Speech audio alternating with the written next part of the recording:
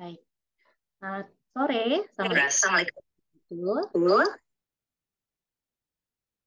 Hai, Om Swastiastu, Namo Buddhaya, salam kebajikan, salam sejahtera bagi kita semua.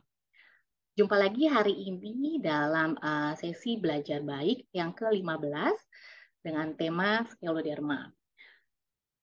Bincang baik hari ini akan dimoderatori oleh saya, Amanda Nur Cahaya, sekaligus juga si edukasi dari MCF, Marisa Kadoba Foundation, dan juga penyintas dari Autoimmune Ankylosing Spondylitis. Tentu saja hari ini kita memiliki 3 orang narasumber yang hebat-hebat yang sudah bersedia meluangkan waktunya sore ini. Kita pertama kali akan membahas mengenai patogenesis dan terapi medis bersama Dr. Rati Wulandari Manuaba. Halo, selamat sore Dokter Rati. Saya sapa dulu Dokter Rati. Selamat sore. Sore. Sehat semua ya. Sehat dok, terima kasih. Iya. Selanjutnya narasumber kita nanti yang kedua yaitu Dokter Arti Indira MGZ. Halo, selamat sore Dokter Arti. Halo, selamat sore Amanda. Sore. Kita nanti tentang anjuran dan pantangan makanan sesuai patogenesis ya dok ya. Iya, dapat PR-nya itu soalnya. Baik dokter, terima kasih sudah luangkan waktunya. Selanjutnya tentu saja Dokter Rita Romayulis. Halo Dokter Rita, selamat sore. Ya, sore Mbak Amanda. Sore dok, senang sekali nih bertemu hari ini dengan Dokter Rita. Nanti kita akan membahas susunan hidangan sesuai dengan kondisi dan gejala. Menarik-menarik nih temanya ya dok ya. Baik, saya juga mau menyapa teman-teman yang sudah hadir semua di sini. Selamat sore semua teman-teman. Semoga selama sesi kita belajar 2 jam ke depan koneksinya lancar. Di lokasi saya kebetulan lagi agak hujan. Semoga lokasi Bapak Ibu dan teman-teman dan Ibu dokter semuanya koneksinya aman ya. Baik, izinkan saya untuk ceritakan sedikit tentang MCF atau Marisa Cordoba Foundation ya. Nah, saya share slide-nya.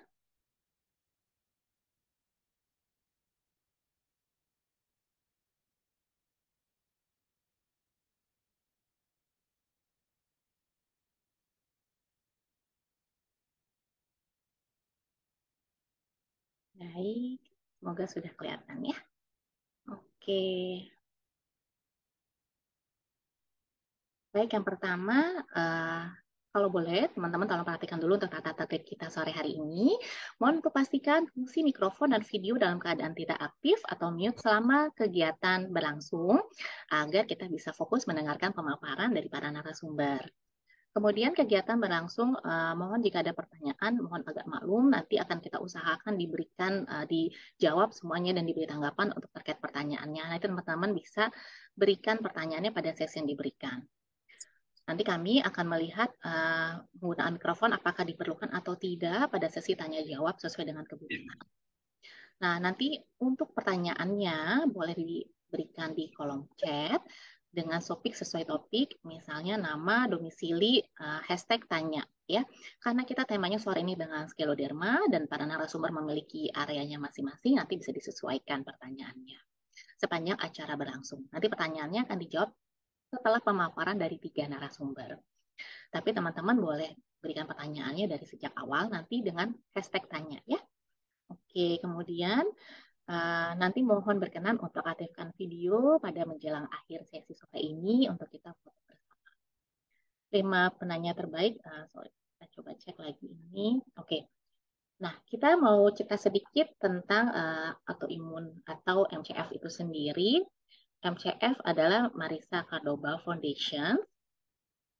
Tentu teman-teman di sini saya rasa semuanya sudah tahu ya, pasti sebagian besar adalah member dari MCF atau Marisa Cordoba Foundation atau dari grup LDHS. MCF adalah sebuah organisasi nirlaba yang didirikan oleh Marisa Cordoba, orang Odai, dan juga Profesor Dr. Aru W. Sudoyo. Tokoh medis senior pada tahun 2012.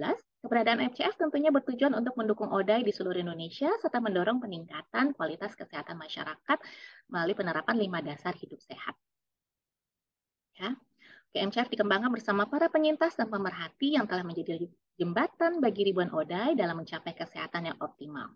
3 kegiatan utama MCF meliputi edukasi, pendampingan, dan pemberdayaan, yaitu penjauhan dari Program Nasional untuk Autoimun yang diresmikan bersama Menteri Pemberdayaan Perempuan dan Perlindungan Anak RI pada tanggal 6 Agustus 2015 di Jakarta. sebagai bentuk perhatian dan tanggung jawab negara kepada penyandang autoimun yang 90%-nya adalah autoimun dan 90%-nya adalah perempuan usia produktif. Kepedulian dan dukungan untuk autoimun tidak lepas dari perhatian Kementerian Kesehatan RI dan berbagai elemen masyarakat seperti akademisi, dunia usaha, komunitas, dan juga media. Ya, baik teman-teman, itu sekilas tentang Marisa Kadoba Foundation. Selanjutnya, kita akan mulai dengan sesi pertama kita, yaitu dari Dr. Rati Manuaba. Izinkan saya untuk ceritakan sedikit. Beliau saat ini sebagai dokter spesialis penyakit dalam subspesialis reumatologi di RSU Prima Medica, RS Puri Raharja, Niki Medica. Beliau juga dosen PS Fisioterapi Universitas Bali Internasional, serta surveyor LAM KPRS. Tentu saja beliau pendidikannya pertama dari S1 FKUM Umum Univ Udayana, kemudian FKUDEP IPD Univ Udayana, kemudian FKUDEP untuk S2-nya FKUDEP IPD Divisi Reumatologi UI atau RSCM, kemudian S2 Magister Manajemen RS IKM UGM. Beliau juga Fellow of Indonesian Internal Medicine pada tahun 2018, Fellow of Pain Management, Musculoskeletal Ultrasonografi di Malaysia. Banyak sekali pendidikan dan organisasi yang beliau ikuti. Salah satunya organisasi tentu saja ada IDI, ada IRA. Kalau nggak salah beberapa waktu lalu juga kita ada acara di Bali nih ya kemarin ya dok ya, terkait dengan reumatologi. Baik, Iya. kita tidak menunda lebih jauh nih, silakan saja langsung pemaparannya dari Dr. Rati dengan materi pertama terkait patogenesis dan terapi medis di skleroderma. Silakan Dr. Rati. Ya, terima kasih Mbak. Terima kasih juga atas kesempatan ya dari MCF kita berbagi pada sore hari ini. Izin saya share screen. Semoga semua dalam keadaan sehat ya. Assalamualaikum warahmatullahi wabarakatuh. Om Swastiastu, salam kebajikan, namo buddhaya, salam sejahtera. Jadi saya kebagian yang bercerita tentang patogenesis dan terapi secara medis ya. Nanti tentu ada dari segi gizi ya, gizi dan bagaimana mengelola makanan. Nah, tentunya memang apa-apa sekarang ini kita kaitkan dengan bagaimana sih penyakit itu terjadi ya. Dan kebetulan pada bulan ini kita mengingatkan kita bahwa ada penyakit yang kita sebut skleroderma atau sistemik sklerosis. Artinya ini merupakan bisa rangkaian, bisa menjadi satu, atau cuma skleroderma yang skala ringan ya. Apakah suara saya sudah jelas ya Mbak? Jelas Sudah dokter. ya, ya sangat jelas ya. Jadi sebenarnya skleroderma itu merupakan salah satu penyakit autoimun pada jaringan penghubung ya. Jadi connective tissue disease atau penyakit jaringan penghubung yang merupakan penyakit autoimun banyak sekali jenisnya ya, termasuk lupus dan itu juga connective tissue disease ya. Jadi salah satu yang kita kenal juga adalah skleroderma. Namun kita agak jarang ya membahas tentang skleroderma, padahal banyak sekali kasus atau penyakit skleroderma ini di sekitar kita ya. Sebenarnya penyakit ini ditandai oleh penebalan dan pengerasan dari jaringan penghubung yang mendukung kulit, pembuluh darah, dan jaringan organ lainnya termasuk ginjal, jantung, paru ya. Ini yang menyebabkan penyakit ini justru jauh lebih rumit sebenarnya penanganannya karena secara perlahan tapi pasti itu terjadi pengerasan ya, penebalan dan pengerasan jaringan penghubung. Tetap pada umumnya sama dengan penyakit autoimun lain, skleroderma juga lebih banyak menyerang wanita ya. Di dunia ini juga penelitiannya menyebutkan demikian.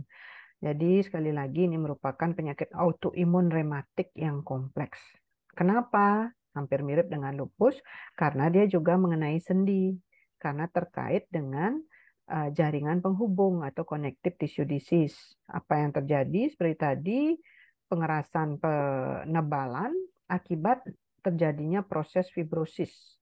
Gangguan sistem imun ini sudah jelas karena memang ini merupakan didasari kok penyakit sebagai penyakit autoimun dan kematian pembuluh darah atau kita sebut vaskulopati ya. Jadi saya awamkan kematian pembuluh darah karena apa? Karena basicnya ada fibrosis ya, pengerasan. Sangat jarang ini sesungguhnya diperkirakan mengenai 2 dari 10.000 kita ya populasi ya.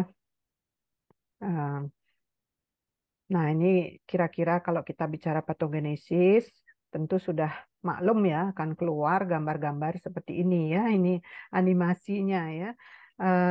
Sama dengan penyakit autoimun yang lain, pada dasarnya skleroderma, sistemik sklerosis, atau kita singkat SSC saja, itu backgroundnya pasti ada gen susceptible gen yang membawa ke arah penyakit ini, entah gen yang mana. Tentu kita pada pasien tidak atau mencari-cari ini gennya yang mana sih.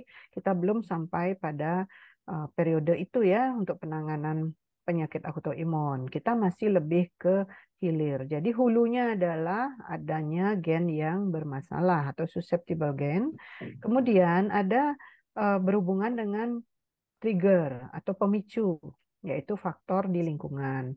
Bisa pemicunya virus, stres oksidatif, adanya kurang oksigen ya, hipoksia, dan autoantibody justru pemicunya juga ya. Mungkin autoantibody yang lain mengusik gen yang sudah ada. Tetapi berbeda dengan patogenesis autoimun yang lain, sklerodema, sistemik sklerosis atau SSC ini mendasarnya adalah mengganggu atau merusak sel endotel ya. Sel endotel ini adalah sel endotel di uh, selapis sel yang ada di lumen pembuluh darah atau rongga pembuluh darah. Jadi terjadi disfungsi endotel akibat trigger-trigger ini, terjadi trauma atau injury endotel, menyempitnya pembuluh darah, kemudian hipoksia dan seterusnya. Namun pada patogenesis ini sama dengan autoimun yang lain, ini kemudian mengakibatkan teraktivasinya sel T, teraktivasinya sel B menjadi sel plasma, terbentuklah autoantibody. Jadi kalau kita lihat konsep ini, pasti konsepnya akan mirip kok sama ya dengan rheumatoid arthritis, dengan lupus, dengan ankylosing seperti itu misalnya ya, juga melibatkan sitokin-sitokin inflamasi. Kalau dilihat ya sama aja interleukin 4, interleukin 5, interleukin 6 gitu ya. Namun pada patogenesis SSC ini yang teraktivasi lainnya adalah sel fibroblast. Ini kuncinya, ini yang membuat dia berbeda ya. Sehingga terjadi jaringan pengerasan atau kita sebut fibrosis, fibrosis proses ya. Di sini teraktivasi miofibroblast, ekstraselular matrix deposisi, deposisi kolagen dan seterusnya ya. Itu konsep patogenesisnya. Terjadilah SSC ini, di mana ada dua klinikal ya gejala dua bagian klinis Mayer untuk skleroderma. Yang pertama memang SSC itu ya, jadi secara kompleks kalau disebut systemic sclerosis maka dia lebih ke menyeluruh ke seluruh tubuh ya pada umumnya. Jadi dia melibatkan systemic proses. Jadi proses pengerasannya akan lebih luas, lebih eksesif. Fibrosis itu yang kita sebut pengerasan ya, baik kulit maupun organ-organ penting lainnya di dalam tubuh ya, itu yang kita sebut dengan systemic sclerosis SSC. Sedangkan yang kelompok yang lain adalah localized scleroderma atau LOS. Ini boleh disebut LOS ya. Di sini masuk morphea. Pada umumnya yang LOS ini lebih di kulit dan jaringan subkutan. Terjadi deposisi kolagen dan fibrosisnya tidak luas ya. Masih ruang lingkupnya berdekatan fibrosisnya. Sedangkan pada SSC dia lebih ke melibatkan multisistem ya. Multisistem involvement ini ya. Sehingga dibagi lagi dia menjadi skleroderma, sinuskleroderma, kemudian limited. Limited itu dia di area tangan, di area kaki, wajah. Kalau yang diffuse ini seluruh tubuh. Tentu ini yang paling berat ya. Sedangkan kalau localized skleroderma ini hanya di kulit. Ya, ada bentuk patch morphea, generalized, linear, kemudian pansklerotik itu ya kira-kira. Coba kita lihat. Nah, kira-kira seperti ini gambarnya. Jadi morphea ini hanya di sekitar kulit. Kalau ini yang linier, ya linier tentu dia sejajar seperti itu ya, lurus. Ini jaringan di bawahnya ini mengeras. Kemudian ada perubahan warna, ada yang lebih putih karena jaringan fibrosisnya memutih ya, jadi disebut discoloration ya. Tentu dia keras dan tebal ya. Karena morphea dia hanya di area tertentu. Namun di area ini akan kehilangan rambut-rambut atau bulu ya, bulu kulit di kulit kita dan keringat ya, kelenjar keringat. Udah hilang, udah dibukas, bukan yang basah apa? Udah Ya, nggak mau cuci piring, jangan nempel. ini ada yang bocor ya. Iya, maaf. Ya, jadi konsepnya ini keras, menebal, dan perubahan warna. Inilah yang kita sebut morphea. Mungkin kalau kita tidak menyadari, ini kadang-kadang kita, oh ini mungkin karena bekas luka yang lalu gitu ya. Jadi mirip sekali ya, kayak bekas luka, kemudian dia mengeras. Nah, untuk sistemik sklerosis karena dia menyeluruh dibagi yang terbatas ya, limited subset, kemudian yang diffuse. Ini autoantibodinya yang berbeda. Di sini yang berperan anti sentromer, sedangkan yang diffuse anti SCL70, anti RNA polimerase 3. Nah, ini yang perlu kita perhatikan pada saat pasien kita memeriksa ANA profile. Coba dilihat di area ini, karena ini termasuk pemeriksaan yang include dalam pemeriksaan ANA profile. Jadi bukan ANA immunofluorescent. Lihat, kalau ini ada positif anti-SCL70, ya kita harus berhati-hati bahwa pasien kita ini sebenarnya systemic sclerosis. Kalau yang limited, dia lebih di ujung ya, di distal, kemudian perjalanannya lebih tidak kelihatan atau indolen, sedangkan yang diffuse lebih ke pangkal atau proksimal tubuh, dan ini lebih cepat. Fibrosisnya mengakibatkan juga iskemia ya, saya kira sama karena prosesnya memang berujung pada terbentuknya fibrosis. Kalau di limit keterlibatan muskuloskeletal, jadi di sini ada nyeri sendi, artralgia, kelelahan. Sedangkan kalau diffuse, karena ini lebih berat tentunya yang diffuse ini, sama artralgia, tapi artralgia yang berat, carpal tunnel syndrome, dan sering tendonnya berbunyi. Jadi kalau jalan kriak-kriak gitu ya, ada bunyi kalau setiap digerakkan sendinya. Untuk kejadian pengerasan atau fibrosis pada peparu, kepada limited lebih ringan dan pelan-pelan, sedangkan pada diffuse lebih berat. Demikian juga pada hipertensi arteri pulmonal. Ini lebih isolated, kalau ini lebih berat tentunya ya. Untuk komplikasi krisis ginjal atau renal crisis pada limited sangat jarang, sedangkan pada diffuse 15%. Ya, kalsinosis kulit ini lebih tampak atau lebih prominent, sedangkan pada yang diffuse lebih ringan ya. Ini juga membedakan limited dan diffuse. Untuk autoantibody sama dengan tadi. Nah, pada limited ini lebih cenderung kita lihat teleangiektasis, jadi pelebaran pembuluh darah, sedangkan pada yang diffuse ada bunyi di tendon tadi yang berbunyi, ya kriak-kriak gitu ya kalau dia bergerak. Untuk Raynaud phenomenon ini baru muncul setelah kulitnya menebal-menebal, sedangkan pada diffuse cenderung cepat. Raynaud phenomenon ya, fenomena Raynaud. Jadi pada ujung jari teraba dingin dan ada perbedaan warna. Kira-kira di gambaran kulit yang lain seperti ini bisa penampakannya ya. Jadi ada agak cekung. Karena apa? Karena ketinggian kulit menjadi berbeda karena jaringan yang sudah mengeras atau fibrosis itu akan lebih rendah ya.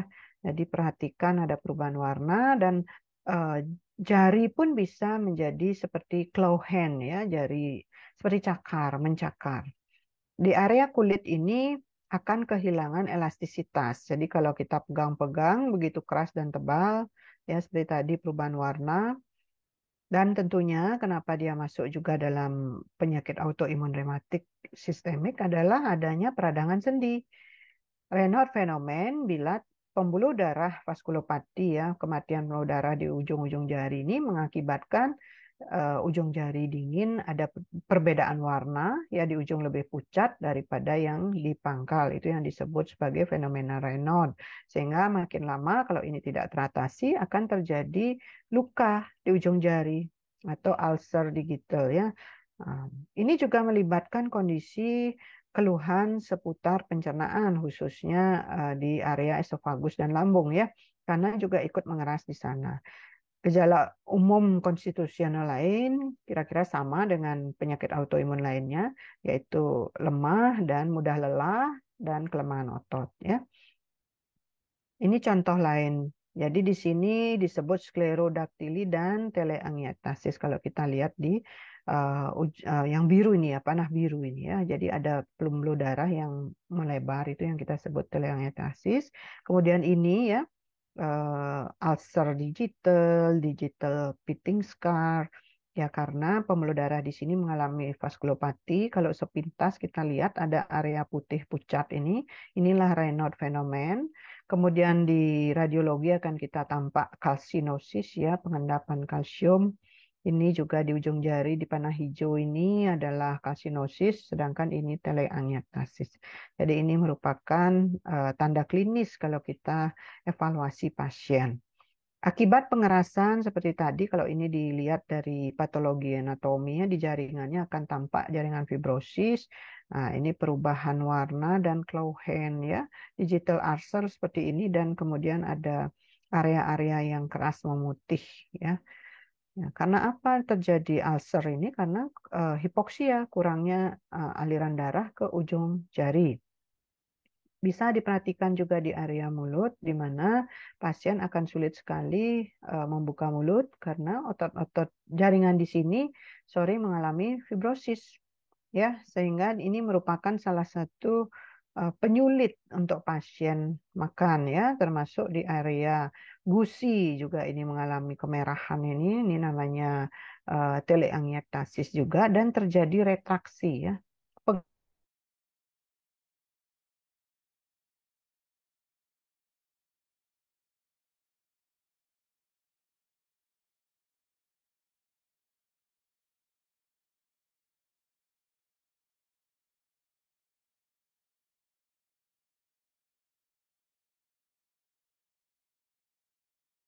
Mengalami hiperkeratosis. Jadi keratin pada kulit itu juga tebal ya, mengeras. Lama-lama terjadi luka digital ulcer.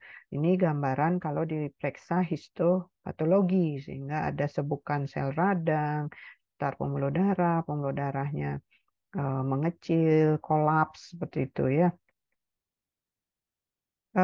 Pada area pencernaan atau organ pencernaan, sebenarnya dasarnya adalah karena gangguan sistem imun menyeluruh, kemudian terjadi vaskulopati dan terjadi fibrosis.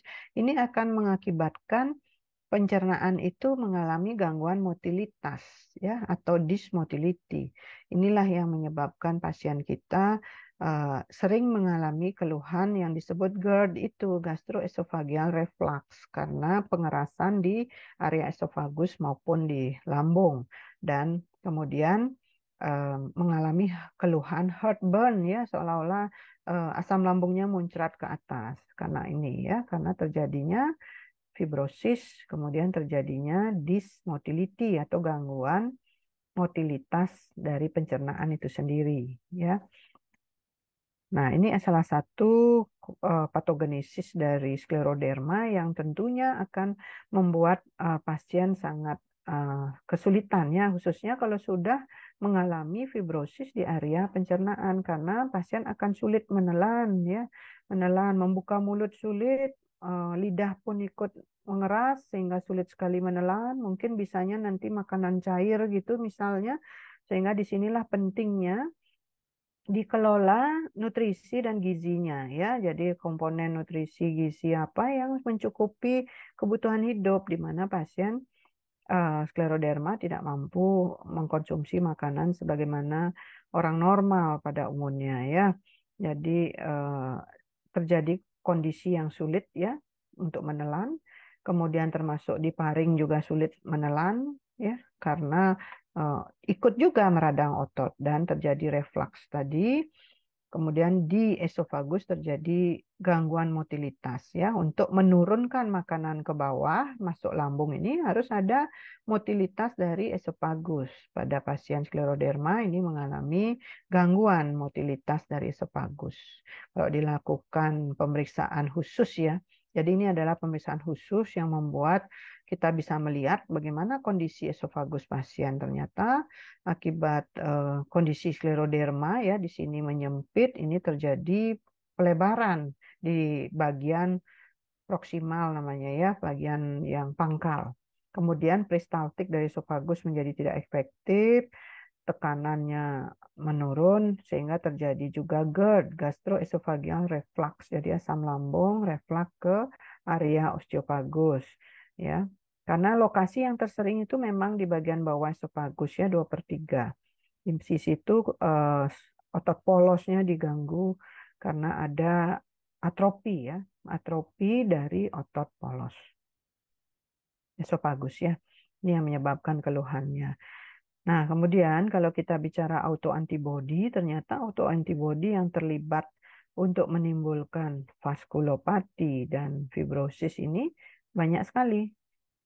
Secara konsep patogenesis penyakit autoimun, pada dasarnya memang sel B teraktivasi menjadi sel plasma, kemudian memproduksi autoantibody. Jadi tadi ada anti-RNP isomerase 3, kemudian U3 RNP, U1 RNP, anti-topoisomerase.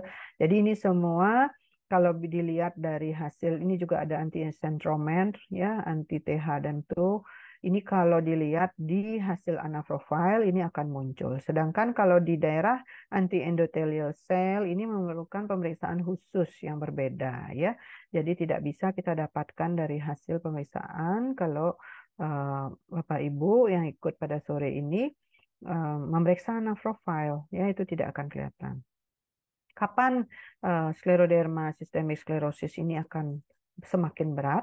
Kalau komplikasi berupa fibrosis paru, PAH ya atau pulmonary artery hypertension dan renal crisis terjadi ya, sehingga fokus dari penanganan kita tentunya kita ingin menargetkan jangan sampai kerusakan dari pembuluh darah atau vaskuler itu berkelanjutan dan cepatnya terjadi fibrosis khususnya di organ-organ penting ya, di mana pengobatan juga menyasar proses peradangan akibat respon penyakit autoimun itu sendiri ya. Ini contoh gambaran ya saya ambil dari Google yang disebut sebagai fibrosis paru ya. Ini ceritanya diperiksa di tahun 2016, 2019, 2020, 2021. Jadi kalau kita lihat di sini di 2016 ini area paru yang masih hitam ini masih bagus ya. Kemudian di sini terjadi proses-proses fibrosis pada tahun 2019 ini semakin tebal ya, semakin banyak yang putih-putih ini. Ini juga semakin luas ya. Apalagi kondisinya pada pasien ini disertai GERD. Nah, itu sering terjadi reflux dan sedikit aspirasi misalnya ke paru itu juga menimbulkan fibrosis. Jadi ini juga disebut sebagai interstitial lung disease. Ya, ini yang paling banyak dialami. Kemudian adanya disfungsi esofageal tadi sehingga menimbulkan aspirasi juga sedikit pada saat makan. Ya, ini yang problem pokok pasien skleroderma sistemik sklerosis yang mengenai pencernaan ya atau GI tract. Ya, jadi kondisi ini bisa semakin berat kalau ini sudah terjadi. Tentu pemeriksaan ke arah ini juga penting kalau pada pasien menunjukkan gejala-gejala sesak, ya, semakin bibir semakin mencucu, ya, jadi harus diperiksa juga endoskopi esofageal gastroduodenoskopi untuk melihat kondisi di esofagus dan lambung. Kemudian tentunya kalau kita ingin melihat hipertensi pulmonar itu bisa dengan pemeriksaan ekokardiografi Doppler ya untuk melihat ini. Yang standar-standar yang bisa kita dapatkan di saat ini ya di Indonesia. Jadi Doppler Echo, kemudian fibrosis ya pengerasan paru bisa juga dengan CT scan dilihat ya. Ya, dan bagaimana itu terjadi sudah dijelaskan. Kemudian bagaimana pengobatan? Karena target kita tadi untuk menurunkan risiko kerusakan vaskuler dan mencegah proses fibrosis yang terus-menerus ya makin berat.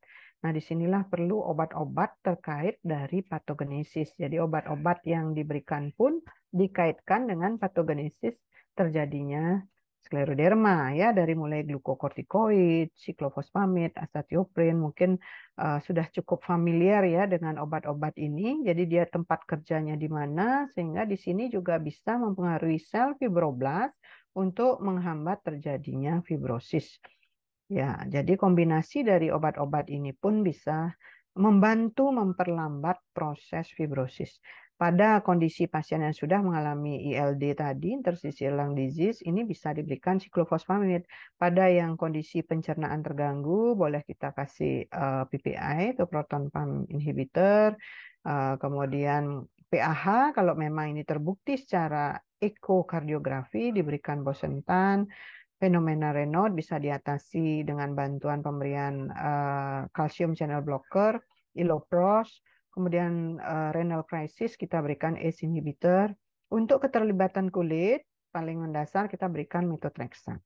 Nah, ini juga obat-obat yang sangat bisa kita berikan di Indonesia. Ini kondisi di mana kulit yang mengeras itu seperti ini membuat Cohen, dan ini ada calcinosis, jadi ada bercak-bercak putih, ada kondisi di mana dikira ini akibat vitiligo ya. Ini tidak vitiligo, walaupun vitiligo juga salah satu penyakit autoimun yang mengenai kulit, tapi itu mengenai melanosit ya, sel melanosit. Kalau ini karena fibroblast kemudian juga mengganggu pewarna mengeras sehingga terjadi discoloration tadi ya, discoloration.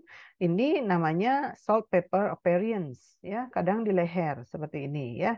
Ini namanya salt pepper or appearance. Kalau kita lihat di mulut yang sedikit mencucu, dan ini sebenarnya keras ya kulitnya. Demikian juga dinding perutnya keras ya. Ini salah satu contoh yang diffuse. Nah, pengobatan seperti tadi, jadi kita memakai obat-obat yang berperan di beberapa patogenesis ya, di bagian-bagian mana dia berperan. Jadi monoterapi non-selektif di sini tidak kita fokuskan secara khusus, maka di sini bisa dipakai siklofosfamid, mecofenolat mofetil, azathioprin, methotrexate. Kalau kita lihat ini mungkin kita akan berpikir kok sama ya obatnya dengan pasien lupus. Ya, tentu memang pada dasarnya sebagai salah satu penyakit autoimun dengan konsep gangguan di sistem imun, terbentuknya autoantibody. Jadi obat imunoterapi yang non-selektif ini bisa menjadi pilihan, ya. Tetap bisa menjadi pilihan. Tetapi pada pasien skleroderma boleh dipilihkan yang lain lagi, ya. Misalnya terapi target sel T.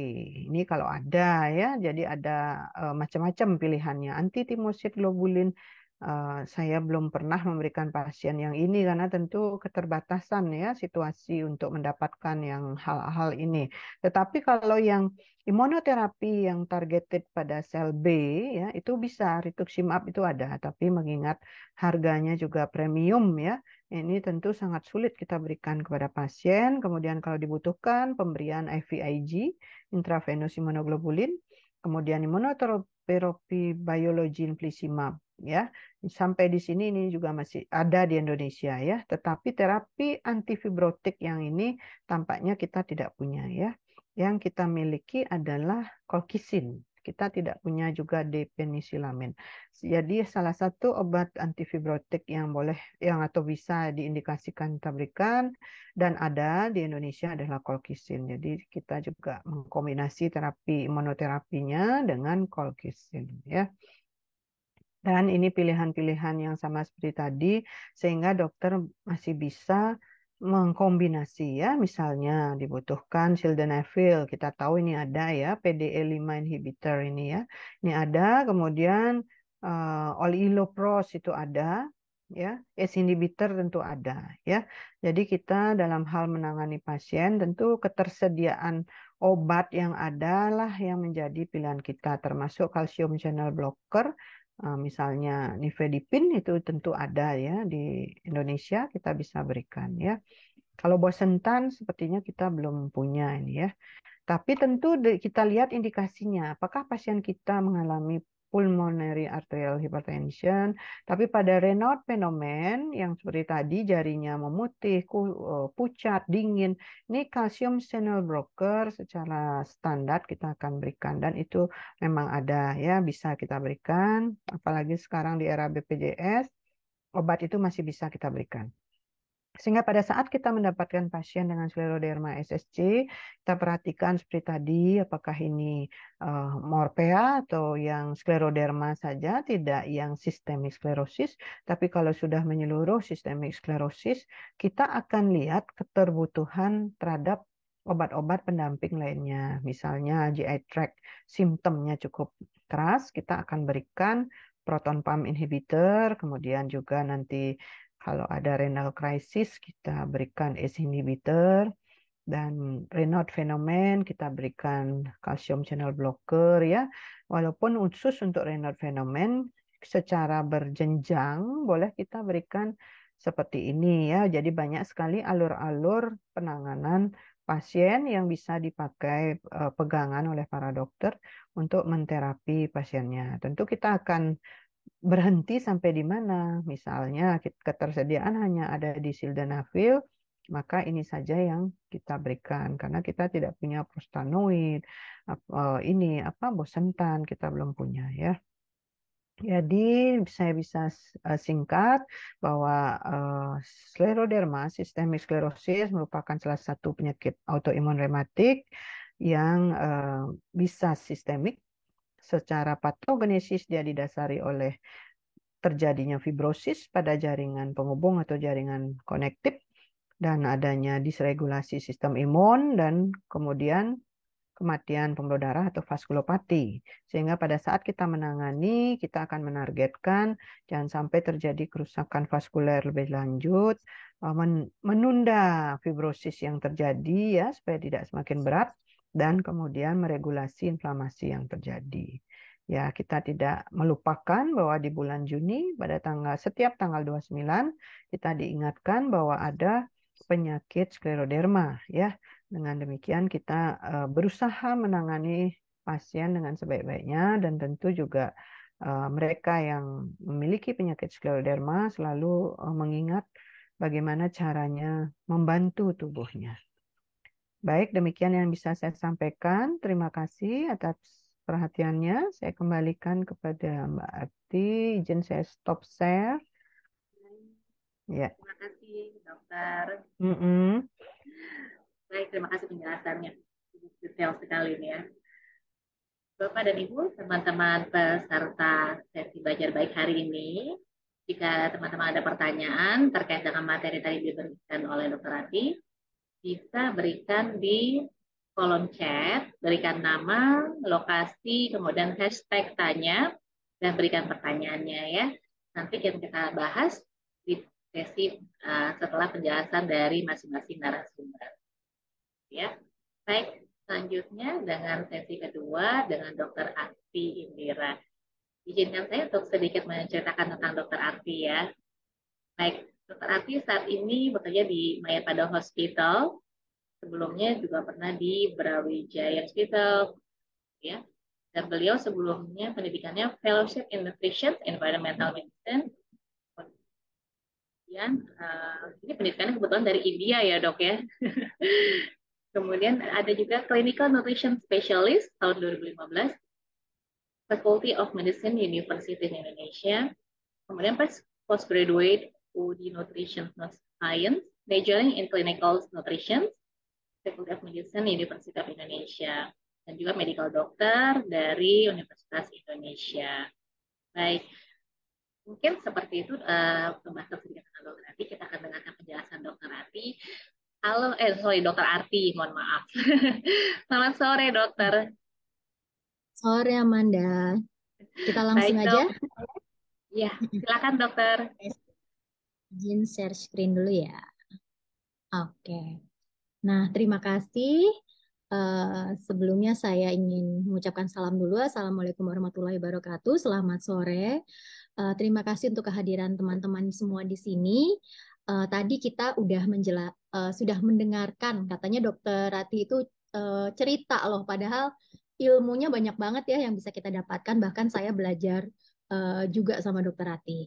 Jadi yang akan saya paparkan di sini ini adalah untuk gimana sih makannya yang boleh dan yang nggak boleh dan apa yang mesti diperhatikan. Kemudian nanti dilanjutkan oleh Ibu Rita, menunya tuh seperti apa. Jadi diharapkan teman-teman di sini nantinya selesai webinar ini udah bisa tahu nih makannya mesti kayak gimana. Kemudian pengetahuan dasar tentang sklerodermanya sendiri sudah semakin bertambah. Oke, ini agendanya pada hari ini. Tadi sudah dijelaskan dengan sangat detail oleh Dokter Rati. Jadi memang saya menjelaskan di sklerosis sistemiknya atau saya singkat nanti di SSC karena memang pasti ada dari pencetus lingkungan dengan orang yang memiliki kerentanan genetik. Nah, 90% kasus dari SSC ini memang melibatkan saluran pencernaan. Dikatakan bahwa di esofagus ini bahkan sampai dengan 90%, kemudian di lambung sekitar 30%, usus halus itu sekitar 10-50%, dan usus besar ini 10 sampai dengan 50%, dan terakhir bagian rektum itu sampai dengan 50 dan 70%. Nah, apa sih yang terjadi? Tadi juga sudah dijelaskan, pada esofagus itu sering terjadi gangguan menelan atau reflux atau GERD. Jadi asam lambungnya balik lagi ke atas, jadi sangat tidak nyaman untuk pasien. Kemudian di lambung ini seringkali merasa cepat kenyang, kemudian adanya kembung atau bloating, bahkan bisa juga terjadi perdarahan. Karena di sini melibatkan pengerasan pada pembuluh darahnya juga. Nah, kemudian di usus halus terjadi malabsorpsi, jadi zat-zat gizi baik makronutrien dan mikronutrien ini tidak terabsorpsi dengan baik, sehingga seringkali pasien ini datang dengan keluhan berat badannya yang semakin lama semakin turun. Nah, di dalam kolon, jadi karena tadi masalah utamanya adalah dismotilitas, nah seringkali adanya pseudoobstruksi, jadi obstruksi yang tidak sebenarnya pada bagian kolon. Kemudian seringkali disertai diare atau konstipasi atau kombinasi keduanya. Dan pada rektum ini seringkali pasien juga sulit menahan buang air besarnya atau kita sebut sebagai fecal incontinence, dan juga seringkali rektalnya atau bagian paling bawah usus besarnya ini keluar terlihat di bagian anusnya atau rectal prolaps. Nah, tadi penyebab masalahnya utama itu dikarenakan adanya dismotilitas saluran pencernaan yang terjadi karena deposisi kolagen, kemudian terjadi pemecahan atau breakdown dari otot, adanya perubahan pembuluh darah, dan juga adanya masalah dengan sistem otonom. Kesemuanya ini mengakibatkan perubahan keseimbangan bakteri, terutama di saluran pencernaan, dikarenakan adanya peningkatan dari bakteri yang kita sebut jahat atau berkurangnya bakteri yang kita sebut sebagai baik atau yang biasa ada di dalam saluran pencernaan. Nah, di dalam saluran pencernaan kita seharusnya ini terjadi keseimbangan. Jadi kalau sudah terjadi ketidakseimbangan atau gut dysbiosis, di mana bakteri yang kita sebut jahat tadi ini lebih banyak dibandingkan dengan bakteri baik. Dan ini seringkali terlihat pada berbagai penyakit autoimun lain ataupun penyakit metabolik. Misalnya kalau penyakit autoimun pada IBD ataupun pada diabetes dan obesitas ataupun autoimun yang lainnya. Nah, ini dari penelitian pada tahun 2016 dikatakan kalau bakteri-bakteri seperti bakteroid, fragilis, clostridium, blautia, lactobacillus, gejala pada pasien ini semakin berkurang. Tetapi sebaliknya, gejala-gejala pada saluran pencernaan ini meningkat jika ditemukan beberapa bakteri mulai dari Fusobacterium, Actinobacillus, Actinomyces.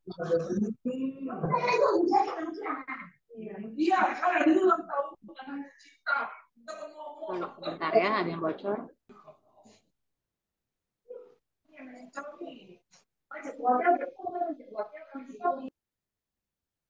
Oke, thank you Mbak. Kita lanjut ke tata laksana nutrisinya. Jadi dari berbagai penelitian juga sudah dinyatakan bahwa tidak ada diet khusus pada pasien SSC. Karena tadi kita lihat lagi bahwa di dalam etiologi SSC ini ada keterlibatan faktor genetik, kemudian kesulitan untuk menerapkan aturan makan itu karena dipengaruhi misalnya dari lokasinya, kemudian kalau di luar negeri itu misalnya di negara 4 musim itu juga untuk mendapatkan akses makanannya itu akan berbeda. Sehingga hingga saat ini belum terdapat diet khusus pada pasien SSC. Nah, karena memang setiap pasien SSC ini adalah unik. Mulai dari profil penyakitnya ini unik, jadi ada yang merasa bloating, ada yang diare, ada yang konstipasi, ada yang keduanya. Jadi semua pasien ini berbeda-beda. Kemudian regimen terapinya juga berbeda-beda. Tadi disesuaikan dengan penampakan klinisnya, kemudian dari lokasi dari fibrosis penyakitnya, dan lain sebagainya. Seringkali juga dikatakan bahwa stres kehidupan ini memicu terjadinya atau sebagai faktor pencetus pada SSC, dan ini pun setiap pasien akan berbeda-beda. Selain itu, akses untuk makanan tiap pasien juga akan berbeda-beda, dan tim terapinya ini juga biasanya juga berbeda-beda. Jadi, tidak ada hingga saat ini diet yang memang dikhususkan untuk pasien SSC. Tetap, jadinya kita sarankan biasanya adalah apa yang pasien rasakan setiap kali makan itu yang menjadi guideline atau panduan bagaimana sebaiknya makan setiap pasien itu. Jadi biasanya kita kenalkan sebagai individual atau personalized diet untuk pasien SSC. Nah, selalu disarankan untuk pasien SSC ini kita ataupun autoimun lainnya untuk membuat food diary. Karena kini di sini kita selain men-tracking makanan yang dikonsumsi, jumlahnya, kemudian cara masaknya, dan lain sebagainya, kita juga pengen tahu nih, sehabis makan itu rasanya gimana? Kemudian apakah bisa berfungsi dalam kehidupan sehari-hari? Tadi energi levelnya seperti bagaimana? Tidurnya terganggu atau tidak? Atau malah semakin nyenyak? Kemudian moodnya itu juga bagaimana? Jadi semuanya ini bisa ditulis atau dicatat di food diary yang pastinya setiap pasien ini akan berbeda-beda. Nah, seringkali juga kalau ketemu, dok saya kayak disuruh sama ibu ini nggak boleh lo makan gluten, atau ketemu lagi pasien lain nggak boleh lo minum susu. Nah, seringkali akhirnya pasien itu datang dengan diet yang sangat restriktif. Nah, tetapi memang berikut ini adalah beberapa bahan makanan yang seringkali memicu untuk terjadinya kekambuhan atau gejala yang tidak nyaman pada pasien SSC. Jadi mulai dari kopi, kemudian added sugar atau gula tambahan, makanan yang citrus terutama untuk yang ada reflux dari atau GERD, kemudian tadi dairy product, gluten. Nah, ini kadang-kadang setiap pasien ada yang nggak apa-apa nih, misalnya mengkonsumsi citrus fruit gitu, apalagi ada sebagai salah satu sumber vitamin C. Tetapi ada yang lain ternyata sangat tidak nyaman jika mengkonsumsi makanan yang mengandung citrus. Jadi lihat lagi kondisi setiap pasien, karena tadi setiap pasien itu adalah unik. Nah, tetapi ini adalah bahan-bahan makanan yang seringkali memicu dan bisa dilakukan percobaan untuk mengeliminasi pada tahap awal. Nah, kemudian misalnya sudah tahu nih tadi, aduh ternyata saya sensitif nih atau intolerance terhadap dairy product. Nah, kita mulai setelah melakukan eliminasi bisa sekitar 1 sampai dengan 2 bulan, kemudian kita mulai bertahap nih, kita perkenalkan lagi reintroduction. Jadi kita kenalkan lagi dengan produk susu, kemudian kita catat apakah ada gejala bloatingnya, ada konstipasinya. Nah, ini kita bertahap, kita lihat gejalanya. Jika memang ternyata membaik, kita bisa teruskan memberikan susu sebagai salah satu sumber protein. Nah, seringkali juga kita mendengar yang namanya FODMAPs. Nah, FODMAP ini adalah fermentable oligosakarida, disakarida, monosakarida, dan poliol. Jadi ini adalah karbohidrat rantai pendek yang jika masuk ke dalam usus halus ini kurang baik diserap, kemudian akan difermentasikan oleh bakteri, kemudian membuat gas, membuat berbagai macam keluhan di saluran pencernaan. Nah, pada beberapa penelitian atau pada kasus tertentu memang low FODMAP diet ini dapat membantu memperbaiki gejala. Tetapi kalau dilihat sumber bahan makanan FODMAP tadi, ini tidak selalu buruk, tergantung dengan cara masaknya, cara kita menyiapkan makanan tersebut, ataupun kita mengkombinasikannya dengan bahan makanan lain sehingga dapat membantu untuk mengurangi gejala yang tidak nyaman akibat makanan FODMAP ini. Nah, ini adalah bahan-bahan makanan yang bisa dilihat tinggi FODMAPs ataupun yang rendah FODMAPs. Seringkali memang di sini dari produk susu sapi ini menyebabkan gejala tidak nyaman, tetapi misalnya kita harus bisa menggantikannya dengan produk lainnya. Karena kalau kita sudah mengeliminasi satu bahan makanan yang ada di sini, kita mesti memikirkan juga nih, pasien ini mendapat penggantinya ini seperti apa. Jadi kalau pasiennya udah nggak minum susu sebagai salah satu sumber protein, kan tadi biasanya kita kasih dietnya itu seringkali cair. Nah, kita harus memikirkan gimana nih biar kita bisa memasukkan sumber protein lainnya ke dalam pasien sehingga pasien mendapatkan kecukupan protein, tetapi gejala intoleransinya ini tidak timbul. Nah, ataupun kita bisa mengkombinasikannya dengan makanan lain. Di sini bisa kita lihat nih, tadi kan buah-buahan yang seperti berries ini, bila dikombinasikan dengan makanan yang berat ini, akan menimbulkan gejala pencernaan. Sehingga disarankan untuk memisahnya nih. Jadi kita makan makanan misalnya pasta yang gluten free, terus untuk berries-berriesnya ataupun buah-buahan dengan kadar fruktosa yang tinggi ini kita pindahkan ke snack time-nya. Nah, jadi silahkan kita kombinasikan dan lihat gejalanya dengan setiap pasien yang tentu aja akan berbeda-beda. Nah, sekarang bagaimana untuk meningkatkan tadi keseimbangan bakteri yang ada di dalam saluran pencernaan? Tentu saja hindari ultra processed food, nggak hanya pasien autoimun ya, orang normal juga sebaiknya menghindari bahan makanan tersebut. Kemudian usahakan senatural mungkin, jadi kalau kita lihat ada ingredients-nya, usahakan kurang dari 5 bahan makanan, dan hindari gula tambahan. Nah, di sini kita juga menghindari atau mengurangi aditif atau tambahan untuk makanan. Di sini yang kita kenal mungkin sakarin, aspartam. Kalau misalnya CMC P80 saya juga kalau ditanya mesti buka browsing sendiri nih, saya bahkan nggak tahu isinya apa aja. Tetapi bisa kita lihat kalau ini udah ada di bahan makanannya, kalau bisa dihindarin. Pokoknya namanya kalau udah agak-agak aneh itu silahkan dikurangin, cari bahan makanan yang sealami mungkin. Nah, jangan lupa untuk mengkonsumsi probiotik alami. Jadi kalau misalnya sumbernya adalah yogurt, kalau nggak bisa boleh digantikan misalnya dengan coconut yogurt, ataupun sekarang ada almond yogurt dan lain sebagainya. Kemudian bisa juga misalnya dengan kefir ataupun fermented food lainnya seperti sauerkraut, kemudian pickles itu juga bisa divariasikan untuk mendapatkan probiotik alami.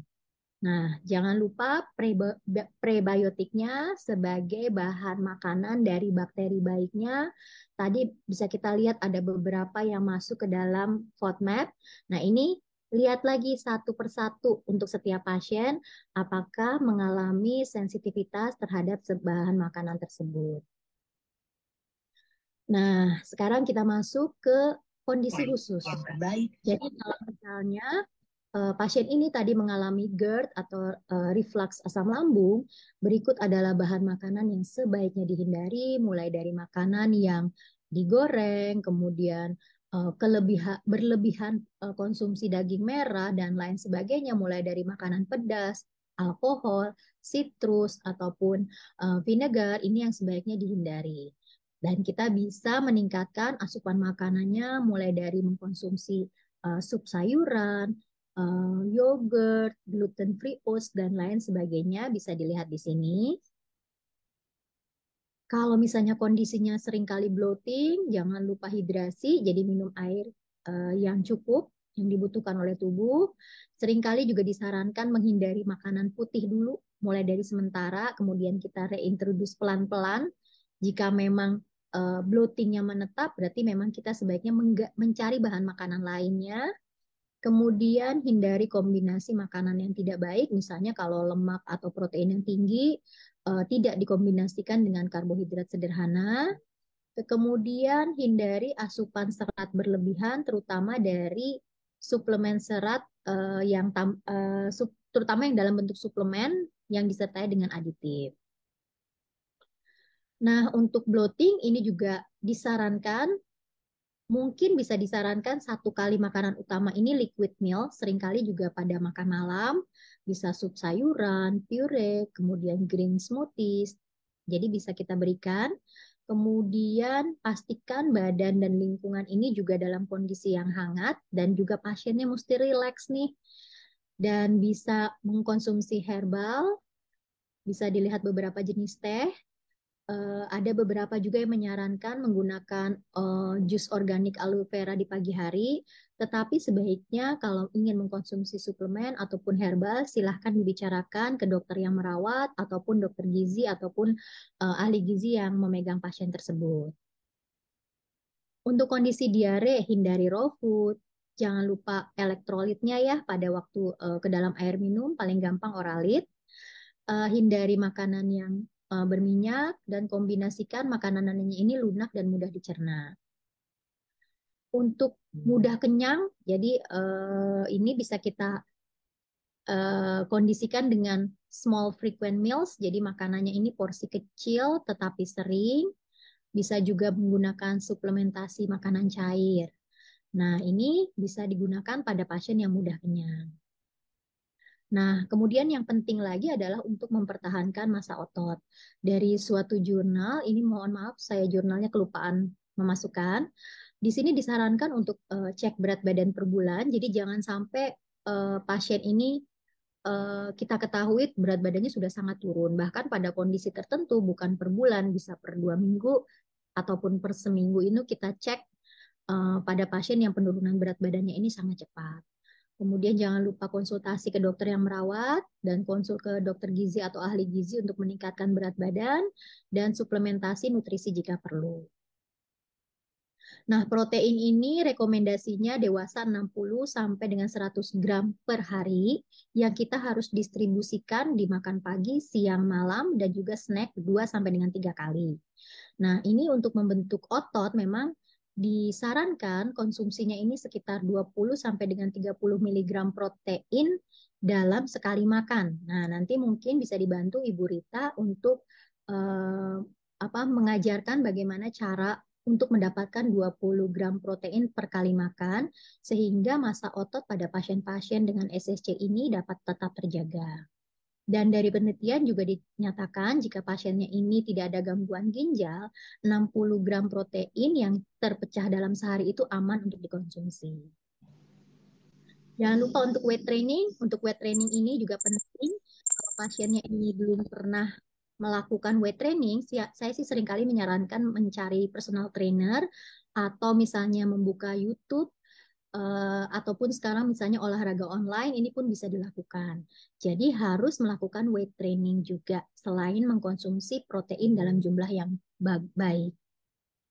Nah, untuk suplementasi seringkali saya minta untuk ngecek kadar vitamin D, kemudian B12 atau B9, zat besi, kemudian kadar zinc di dalam darah. Dan jika diperlukan, memang diperlukan suplementasi multivitamin ataupun mineral, kemudian kalsium, ataupun juga vitamin D sesuai dengan hasil pemeriksaan labnya. Dan sebagai kesimpulan saran, jadi pasien ini disarankan makan ini ketika tubuh merasa hangat dan rileks. Hindari ini seperti biasa proses food dan gula tambahan. Menghindari atau membatasi raw food. Kemudian jangan lupa konsultasi ke dokter gizi atau ahli gizi. Dan sebagai take home message-nya, kita mesti sadar bahwa apa yang dimakan oleh semua pasien SSC ini akan memiliki efek ke dalam tubuh dan sebaiknya semua pasien ini memiliki catatan bagaimana setelah memakan bahan makanan tersebut sehingga bisa dilakukan eliminasi ataupun nantinya reintroduce ataupun lain sebagainya sehingga memiliki catatan tersendiri.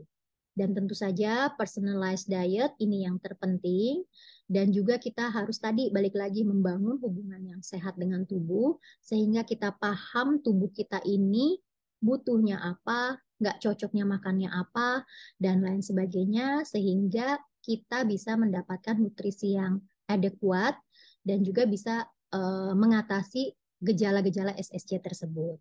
Terima kasih, semoga bermanfaat. Nanti akan kita lanjutkan sesi tanya jawab. Assalamualaikum warahmatullahi wabarakatuh. Waalaikumsalam warahmatullahi wabarakatuh. Terima kasih Dr. Arti untuk pemaparannya. Baik, selanjutnya kita akan masuk pembahasan dari Bu Rita Ramayudi. Nah, izinkan saya untuk bacakan sedikit tentang riwayat beliau ya. Baik. Saat ini Bu Rita sebagai Wellness Coach Employee Assistance Program Iradat Consultant, juga sebagai konsultan gizi Rumah Sakit Royal Progress Center.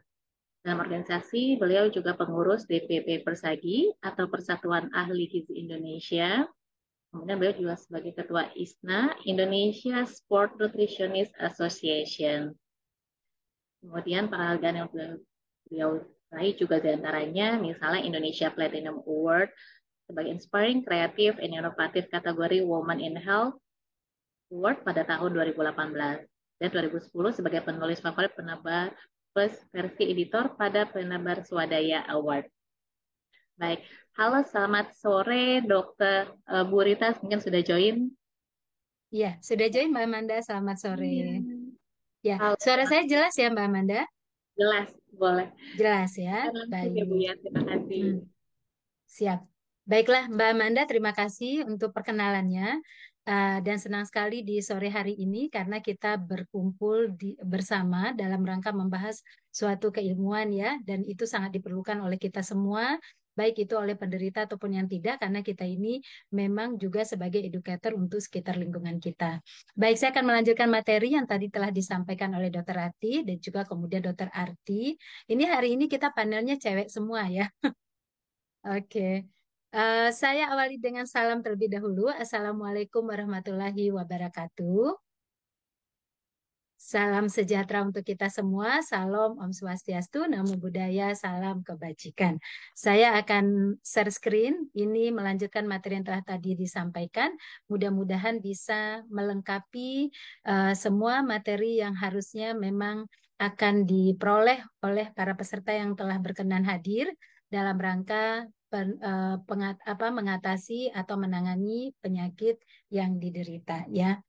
Nah, saya akan mulai dari judulnya ini, agendanya ini.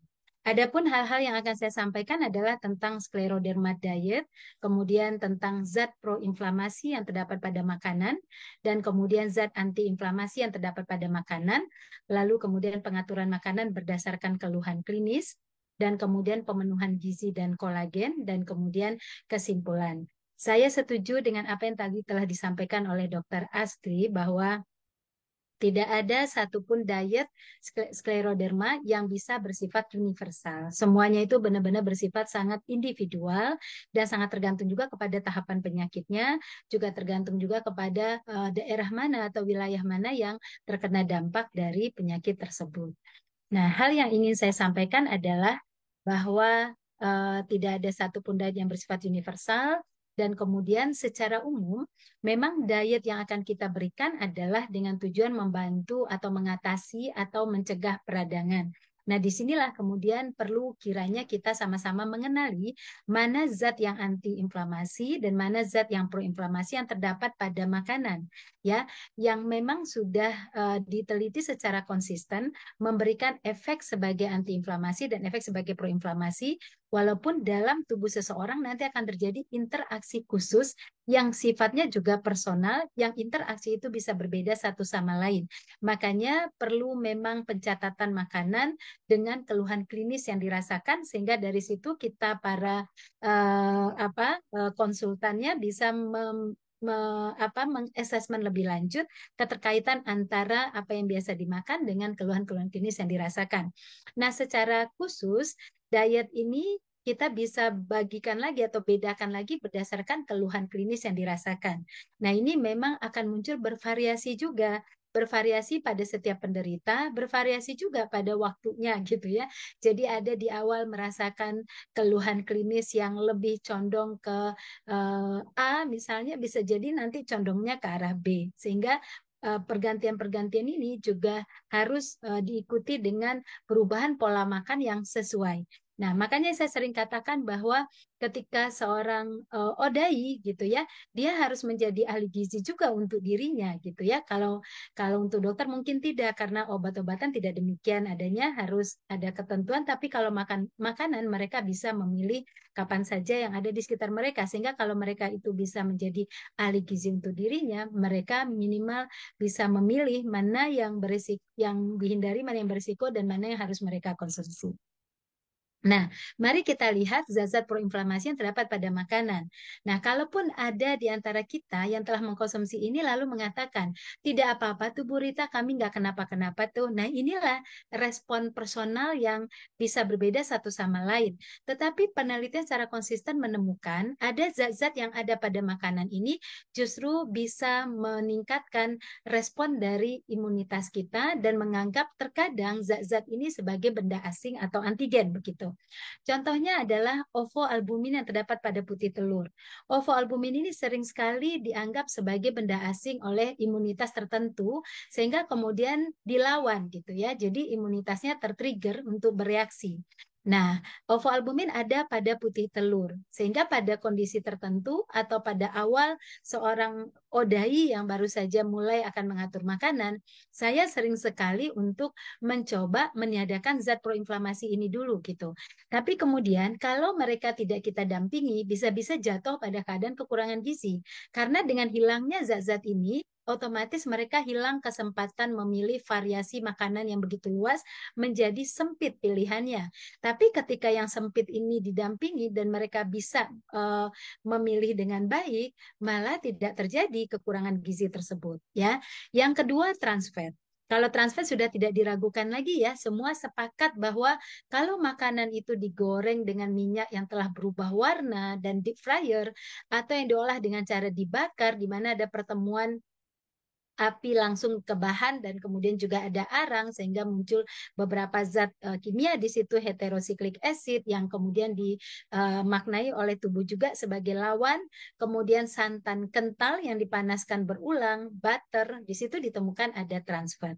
Nah, kemudian gluten. Nah, ini tadi sudah banyak disebut juga ya bahwa ketika seseorang menghindari gluten lalu nanti jatuh pada keadaan kekurangan gizi, di sini kita harus bisa memahami apa zat yang bisa menggantikan posisi gluten ini tadi gitu ya sebagai makanan hidangan cemilan mereka ataupun hidangan utama mereka di sarapan.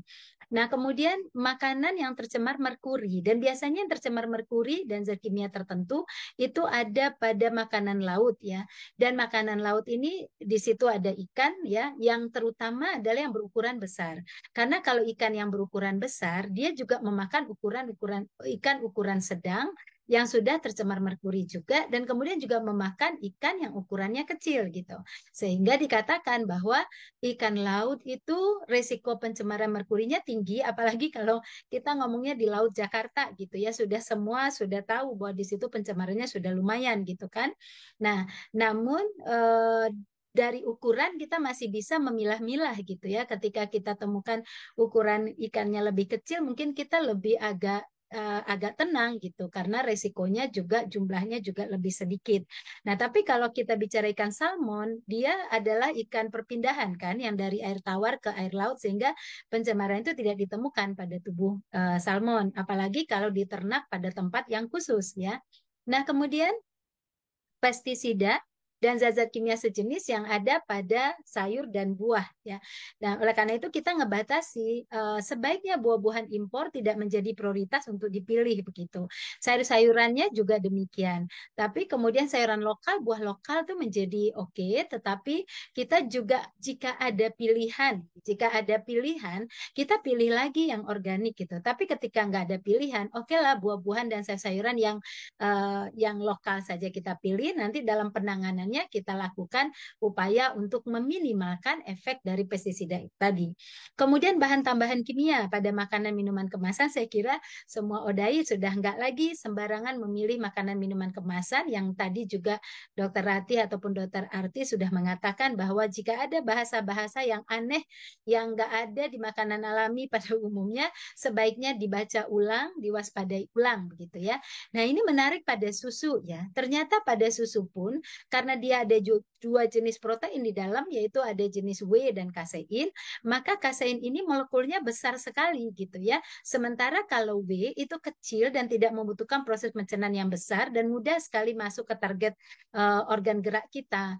Maka ketika ingin mengkonsumsi susu, ada alternatif untuk hanya memilih yang whey-nya aja. Sedangkan kasein tidak demikian. Tetapi lagi-lagi kalau nanti sudah mencoba, jadi di dalam autoimun protokol diet itu kan ada masa untuk mengeliminasi, ada masa untuk memasukkan kembali begitu.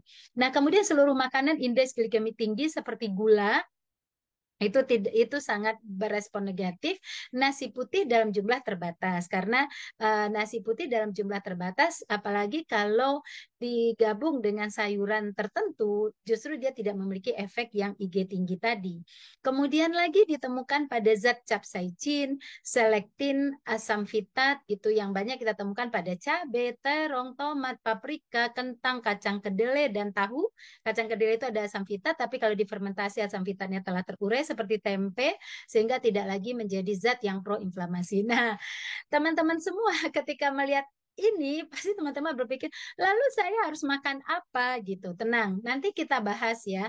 Ini kan yang memang kita coba untuk lebih waspada, walaupun pada akhirnya pasien-pasien saya yang telah memperoleh remisi, baik-baik saja ketika mengkonsumsi ini dan gizinya status gizinya terus membaik begitu. Lalu kita kenalkan yang anti-inflamasi. Ternyata pada makanan itu ada yang memang dia akan memperberat peradangan, tapi ada juga yang membantu kita untuk mengatasi peradangan. Ini pun dari berbagai jurnal secara konsisten telah menemukan ini. Tapi lagi-lagi toleransi personal juga bicara di sini gitu ya. Pertama adalah MCT atau VCO. Mungkin karena medium chain triglycerida ini mudah banget dicerna sehingga tidak menimbulkan proses yang berat begitu, dan ini kemudian justru bisa memberikan efek yang anti peradangan. Selain itu mudah menghasilkan energi ya, dan kemudian juga omega 3 yang terdapat pada minyak zaitun, kemudian makanan fermentasi yang non susu ya. Kenapa kok non susu? Karena pada susu ada kasein, kecuali kalau kita mengambil whey-nya aja gitu ya. Ada kefir, toco, kimchi, teh kombucha itu bisa, dan tadi Dr. Arti sampaikan juga terkait dengan yogurt yang berbahan almond, kemudian berbahan oat dan lain sebagainya, itu bisa menjadi alternatif untuk pemenuhan mikrobiota. Kemudian glukosamin dan chondroitin pada kaldu tulang, tapi di kaldu tulang pun kalau kita bicara misalnya tulang sapi, kita juga ada menemukan zat-zat lemak jenuh yang terkandung di dalam, sehingga ini juga menjadi hitungan khusus gitu ya.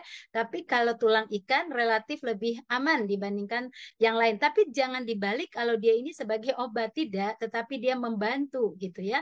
Proses peradangan menjadi lebih terkendali gitu. Kemudian flavonoid yang pada umumnya terdapat pada berbagai rempah. Di situ kan ada kunyit, jahe, kayu manis. Nah, lagi-lagi saya katakan personal juga sangat mempengaruhi ya, reaksi personal. Kalau kita bicara jahe, jahe itu punya efek sirkulasi darah yang bagus loh. Begitu kan perannya jahe gitu ya, gingerolnya itu. Tapi pada orang tertentu justru bikin masalah di pencernaannya. Dia malah menjadi kembung, kemudian menjadi nggak nyaman gitu. Nah, di sini baru kita harus bisa memahami bagaimana mereka merespon makanan-makanan tersebut. Lalu kemudian kayu manis dan yang lain-lain ya, banyak yang lain, serai, kemudian wedang gitu ya, itu semua masuk kepada kategori rempah. Kira-kira ini basicnya tuh seperti ini gitu ya. Nah, lalu kita mau masuk ke keluhan klinis nih. Kita ingin memilih mana makanan yang mau saya makan, tapi tujuannya adalah bagaimana saya bisa mengatasi keluhan klinis, membantu pengobatan supaya keluhan klinis ini segera terselesaikan begitu. Itulah peran makanan dan juga kemudian peran makanan ini membantu meningkatkan status gizi penderita supaya dia bisa merespon bagus terhadap obat-obatan yang diberikan.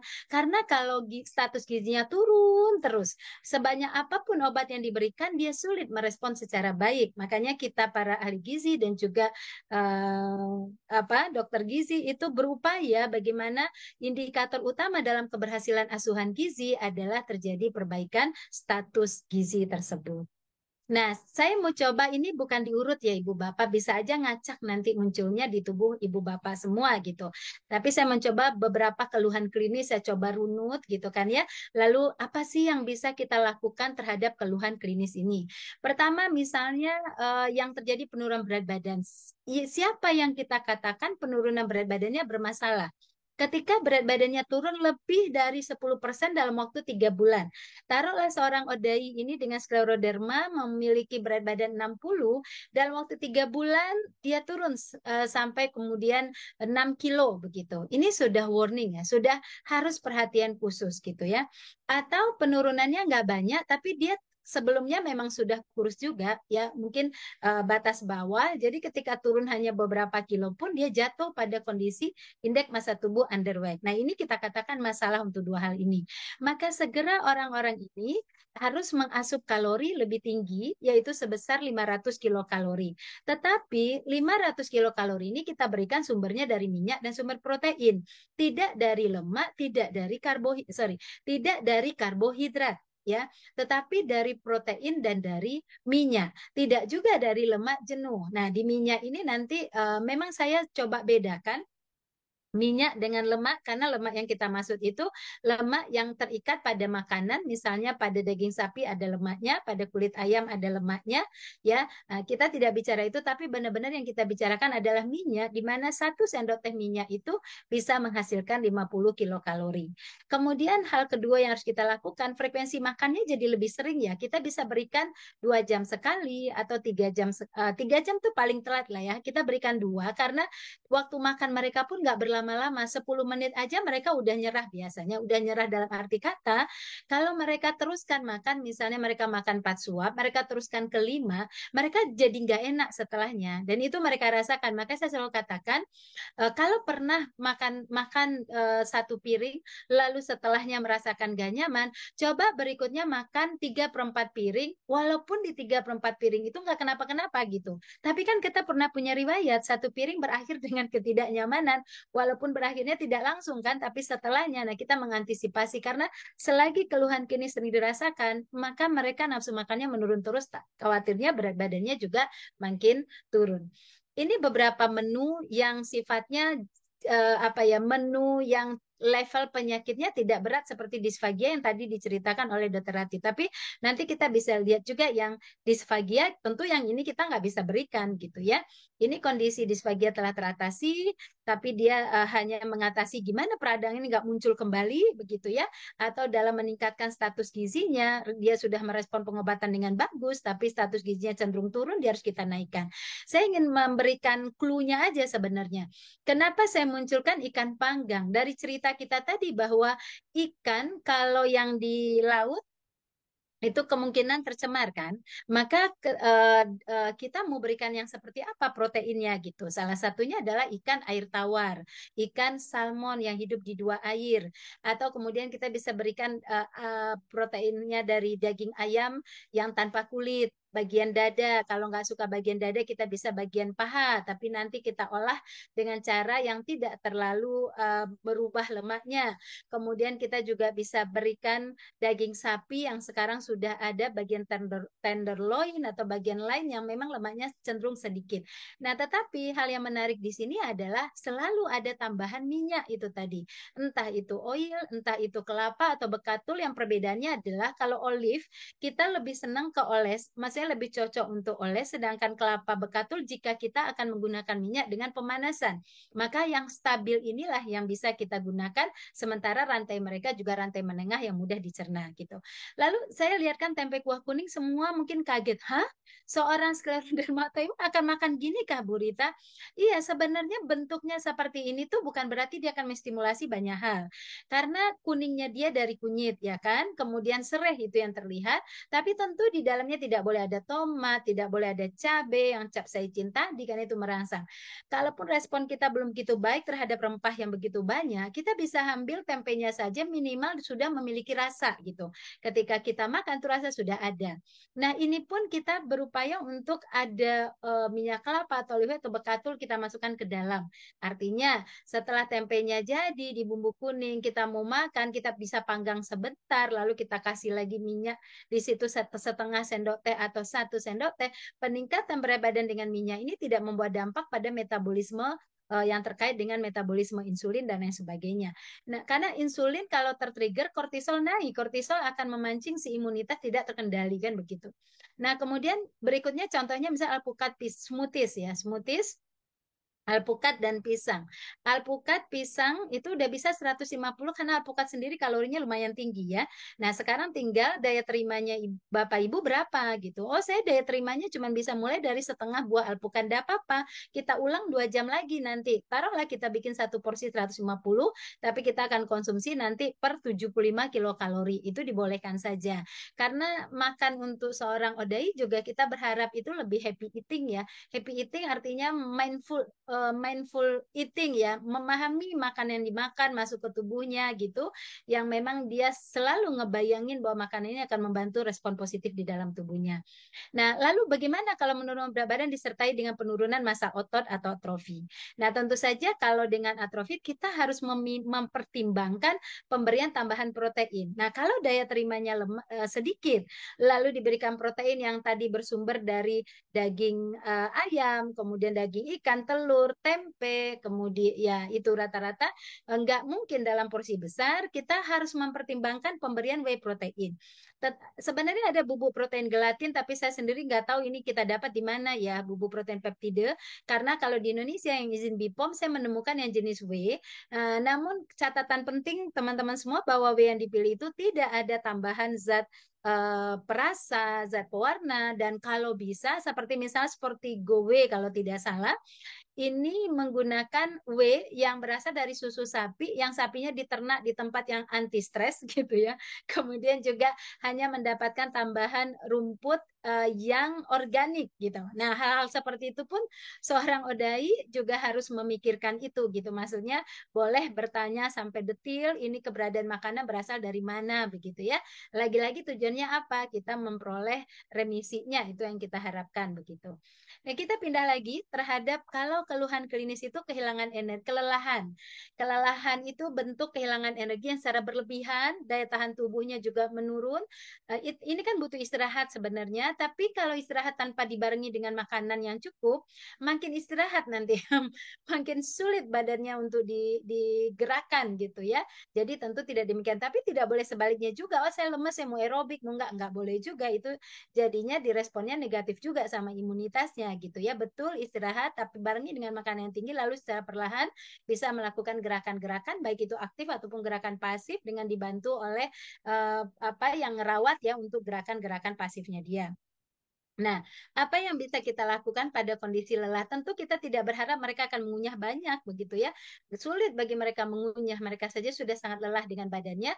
Maka kita berikan tekstur yang mudah cerna, tapi ingat vitamin mineralnya harus nyata terlihat dalam tekstur yang mudah cerna itu, karena vitamin mineral inilah yang berperan dalam metabolisme energi pada tubuhnya tadi, begitu.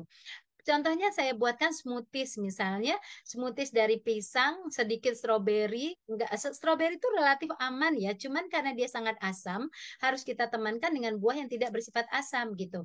Kita boleh aja kasih topping oat sesuai toleransi ya, agar tanpa gula tentunya kita buat terus jadi agar kita kasih topping buah sendiri bisa, almond juga bisa, bubuk protein juga bisa kita taruh di atasnya, bubuk protein yang tanpa tambahan apapun gitu ya, rempah pun bisa. bisa kita kasih di dalam dan sejenisnya gitu ya. Kayak rempah kita taruh sebenarnya kayu manis gitu ya. Itu juga membuat nilai reaksi yang lebih positif ya. Nah, kemudian cukup cairan, jangan lupa kadang-kadang minum pun jadi malas gitu ya. Kemudian melakukan teknik meditasi dan relaksasi. Ketika setelah teknik meditasi dan relaksasi, tubuh terasa bugar gitu teman-teman. Nah, ketika tubuh terasa bugar, lanjut tuh ke gerakan yang mengarah ke stretching ya, stretching. Nah, kalau stretchingnya udah oke lagi nih, lanjut tuh ke aerobik ringan, mungkin cuma 5 menit tapi berjalan ya, beberapa pindah dari kamar ke ruang tamu, ke ruang tengah. Itu dilakukan dengan tetap memperhatikan alarm tubuh. Ketika mencoba berjalan menit ke-6 mulai terasa flare dan lain sebagainya, segera istirahat tapi hadapi dengan happy gitu. Oh, saya saatnya istirahat. Dengan happy kita menuju tempat duduk lagi, istirahat lagi. Hal-hal itu memang harus dilakukan oleh seorang odai. Dan kemudian manajemen stres ya, memang stres itu sangat besar sekali terhadap aktivasi dari sel-sel imunitas kita. Nah, cemilan-cemilan yang bisa mempertahankan keberlangsungan energi sebenarnya lumayan banyak pilihannya, tapi memang rada tidak biasa gitu ya. Maksud saya sebenarnya nih makanan-makanan bagus, tapi memang sebelum seseorang menjadi odai pun mereka tuh nggak kenal dengan ini gitu. Mereka kenalnya itu adalah nasi putih, terus ketika nasi putihnya enggak, mereka kenalnya adalah dengan roti tawar, dengan mie, dengan pasta, kemudian dengan olahan-olahan tepung begitu. Nah, ini kan terbalik ya. Maksudnya kalau sesuatu yang lebih baik itu bukan larinya ke olahan tepung, tapi justru larinya ke umbi-umbian. Itu lebih baik. Nah, cuman jagung baik untuk odai itu beberapa penelitian juga menemukan ada reaksi imunitas yang tidak baik untuk jagung. Jadi sementara tahap awal tidak kita pakai gitu. Ubi, singkong, tepung mokaf ya yang dari singkong juga, tepung beras, gula kelapa dalam jumlah yang sangat kecil yang kemarin 3-5 gram tidak bereaksi, kita bisa berikan sejumlah itu. Kemudian kelapa sendiri, santan encer ini relatif tidak bereaksi untuk tubuhnya. Singkong plus kelapa parut. Nah, kita kan jadi pertanyaan, singkong plus kelapa parut itu gizinya gimana, Berita? Untuk energi oke, untuk protein iya enggak gitu kan. Tapi kita mau jaga berlangsungan energinya dulu, atau protein udah kita kejar di makanan pokok. Tapi kalau kita pengen lagi tambahan protein, kita bisa bermain kan di misalnya kacang hijau untuk yang tidak ada masalah di pencernaan kembungnya gitu. Itu bisa kita akali lagi gitu ya. Ubi ungu juga demikian, nagasari dengan gula sedikit dan ukuran pisang lebih besar. Jadi kalau nagasari biasa kan tepungnya yang lebih dominan daripada pisangnya. Kita bikin yang cara kita yang tepungnya dikit buat pembalut saja, si pisangnya yang lebih besar gitu. Santannya kita gunakan yang santan encer. Kita lanjut kalau gangguan pencernaan. Tadi sudah dibahas juga tentang diet FODMAP ya. FODMAP itu memang lumayan bisa menjadi pedoman juga ketika ada gas, kembung, tidak nyaman, diare, konstipasi. Nah, di beberapa yang sudah di berbagai jurnal kita temukan ternyata upper peer kan awalnya gini. Seorang odai, oke, secara umum itu semua buah dia relatif aman kecuali buah yang tidak netral seperti duren, kemudian sawo, lengkeng, mangga itu relatif tidak netral ya. Nah, itu kan memang kita coba enggak gitu. Tapi ketika sudah ada gangguan pencernaan, apel yang semula kita anggap netral bisa menjadi tidak netral gitu. Pir juga bisa menjadi tidak netral gitu. Nah, yang banyak yang diteliti itu yang justru netral seperti ini ya. Sebenarnya sitrus kayak jeruk manis, jeruk itu juga terkadang nggak enak pada yang ada tadi mengalami GERD gitu kan. Tapi ternyata zat sitratnya justru membawa efek baik untuk mengatasi gangguan pencernaan pada kondisi tertentu juga. Sehingga saya mencoba membedakan, mengelompokkan ketika melon madu, belewah, anggur, pisang, jeruk manis, jeruk bali masih bisa masuk yang aman. Tapi lagi-lagi nanti sifatnya kan dicoba ya. Melon madu oke, lanjut. Melon madu aja dulu. Belewah lanjut oke gitu ya. Nggak mesti harus semuanya diikutin. Tapi kita mencoba step by step mana yang cocok untuk kita. Tapi minimal pedoman awal kita udah tahu ini lebih aman nih gitu ya. Nah, kemudian untuk sayuran begitu juga. Awalnya semua sayuran boleh-boleh aja gitu ya. Selagi tidak ada komplikasi apapun gitu. Tapi ketika sudah ada keluhan klinis pencernaan, brokoli, bahkan bawang merah, bawang putih, daun bawang itu terpaksa kita stop. Jadi kita bikinkan sop bening, yang sayurannya tuh wortel di dalam, tapi nggak ada lagi bawang-bawangan di dalam gitu ya. Asparagus, kol, kembang kol, jamur, kacang polong menjadi nggak nyaman gitu. Tapi yang paling nyaman, yang sering sekali dirasakan general untuk teman-teman ODAI yang mengalami gangguan pencernaan, dia terasa aman. Oh, wortel lebih aman, labu kuning, labu siam, labu air. Tapi kan ini tidak menjadi jumlah proporsi yang besar untuk bagian yang lain, karena kalau melihat riwayat penurunan berat badan, atrofi otot, kita memang lebih condong nanti proteinnya tetap lebih nyata dibandingkan dengan sayuran. Tapi kalau buah-buahan kita mau sesuai karena kita mau mengambil vitamin mineral antioksidannya. Nah, lalu kalau dia mengunyah nggak bisa, tadi fibrosis, menelan ya disfagia, kita bisa berikan yang cair dulu. Yang cair pun ada urutan. Di dalam gizi kita memang dibolehkan memberikan air yang kalorinya dibilang nggak ada untuk 1-2 hari ya. Sampai artinya dia terselamatkan dari dehidrasi dulu. Jadi dia harus terhidrasi terus, bisa air putih, bisa air kelapa, air isotonik. Ini termasuk ke respon personal juga ya, air teh, air sari buah gitu, air kaldu itu bisa kita mulai gitu. Untuk melihat beberapa jam, kemudian 1 hari aman, kita bisa masuk ke buah yang lebih ada konsentratnya, jadi mempunyai serat kita masukkan sampai akhirnya kita bisa seratnya full, bisa kita tambahkan lagi di situ whey protein dan lain sebagainya yang bisa menambah gizi untuk proteinnya gitu. Kalau ini kan kita melihat baru tujuannya dehidrasi sama pemenuhan mikronutrien. Nah, untuk makan juga begitu. Kita mulai dari bubur encer, siapkan air kaldu. Ketika bubur encernya masuk lalu belum ketelan, kita dorong dengan air sedikit, dibiarkan sesaat sampai perlahan masuk. Nah, kalau udah bisa dia beberapa saat aman, kita bisa pindah ke krem sop, pindah ke cincang halus, pindah ke nasi tim, pindah ke nasi lunak, pada akhirnya nanti biasa sampai memperoleh remisi tadi. Nah, terakhir kita bicara tentang peradangan. Bentuknya kan macam-macam ya, Dokter Rati udah sampaikan juga tadi, manifestasi klinis dari peradangan terjadi apa. Tapi yang ingin saya sampaikan adalah keadaan peradangan ini terjadi akan makin buruk kalau kondisi dia pada saat itu berada dalam keadaan kekurangan gizi. Dan memang kita sering menemukan korelasi yang sangat bermakna ya, sehingga disimpulkan zat gizi yang seringkali kurang terkait dengan peningkatan risiko peradangan. Jadi maksudnya orang dalam konsumsi, dalam defisiensi zat ini itu gampang tercetus peradangan gitulah ya. Seperti asam amino, omega 3, vitamin B6, vitamin B12, biotin, vitamin C, E, dan vitamin A. Nah, kita lihat satu persatu asam amino. Memang asam amino esensial ada 9, tetapi di penelitian terkait dengan jurnal-jurnal skleroderma kita menemukan ada disinggung glisin, ada disinggung prolin gitu ya, yang memang ada pada makanan seperti daging sapi tanpa lemak, dada ayam tanpa kulit, susu kambing ya. Kalau susu sapi kita belum berani taruh karena itu kita uji coba dulu gitu kan. Nah, berapa protein yang kita berikan? Dikatakan minimal 0,8 gram per kilogram berat badan, oke. Tapi harapan kita sebenarnya sampai 1,5 gram per kilogram berat badan kan gitu. Tapi tentu nggak bisa lanjut segini karena itu akan berdampak pada besarnya porsinya ya, dan penggunaan suplementasi tambahan gitu ya. Kenapa susu kambing menjadi kita masukkan? Karena terdapat toleransi yang berbeda ketika orang menerima susu sapi dengan susu kambing. Nah, ternyata tuh memang molekul kasein susu kambing lebih kecil dibandingkan molekul kasein yang ada pada susu sapi gitu ya. Ini ada contoh menu ayam filet bagian dada, kita udah ungkep, udah mateng, kita panggang untuk dapat rasa, kita kasih olive oil, bisa kita kasih oregano, bisa kita kasih wijen, bisa kita kasih kecap sedikit ya, fermentasi, bisa kita kasih toco juga sedikit. Nah, itu buat rasa-rasa yang bisa membangkitkan. Omega 3.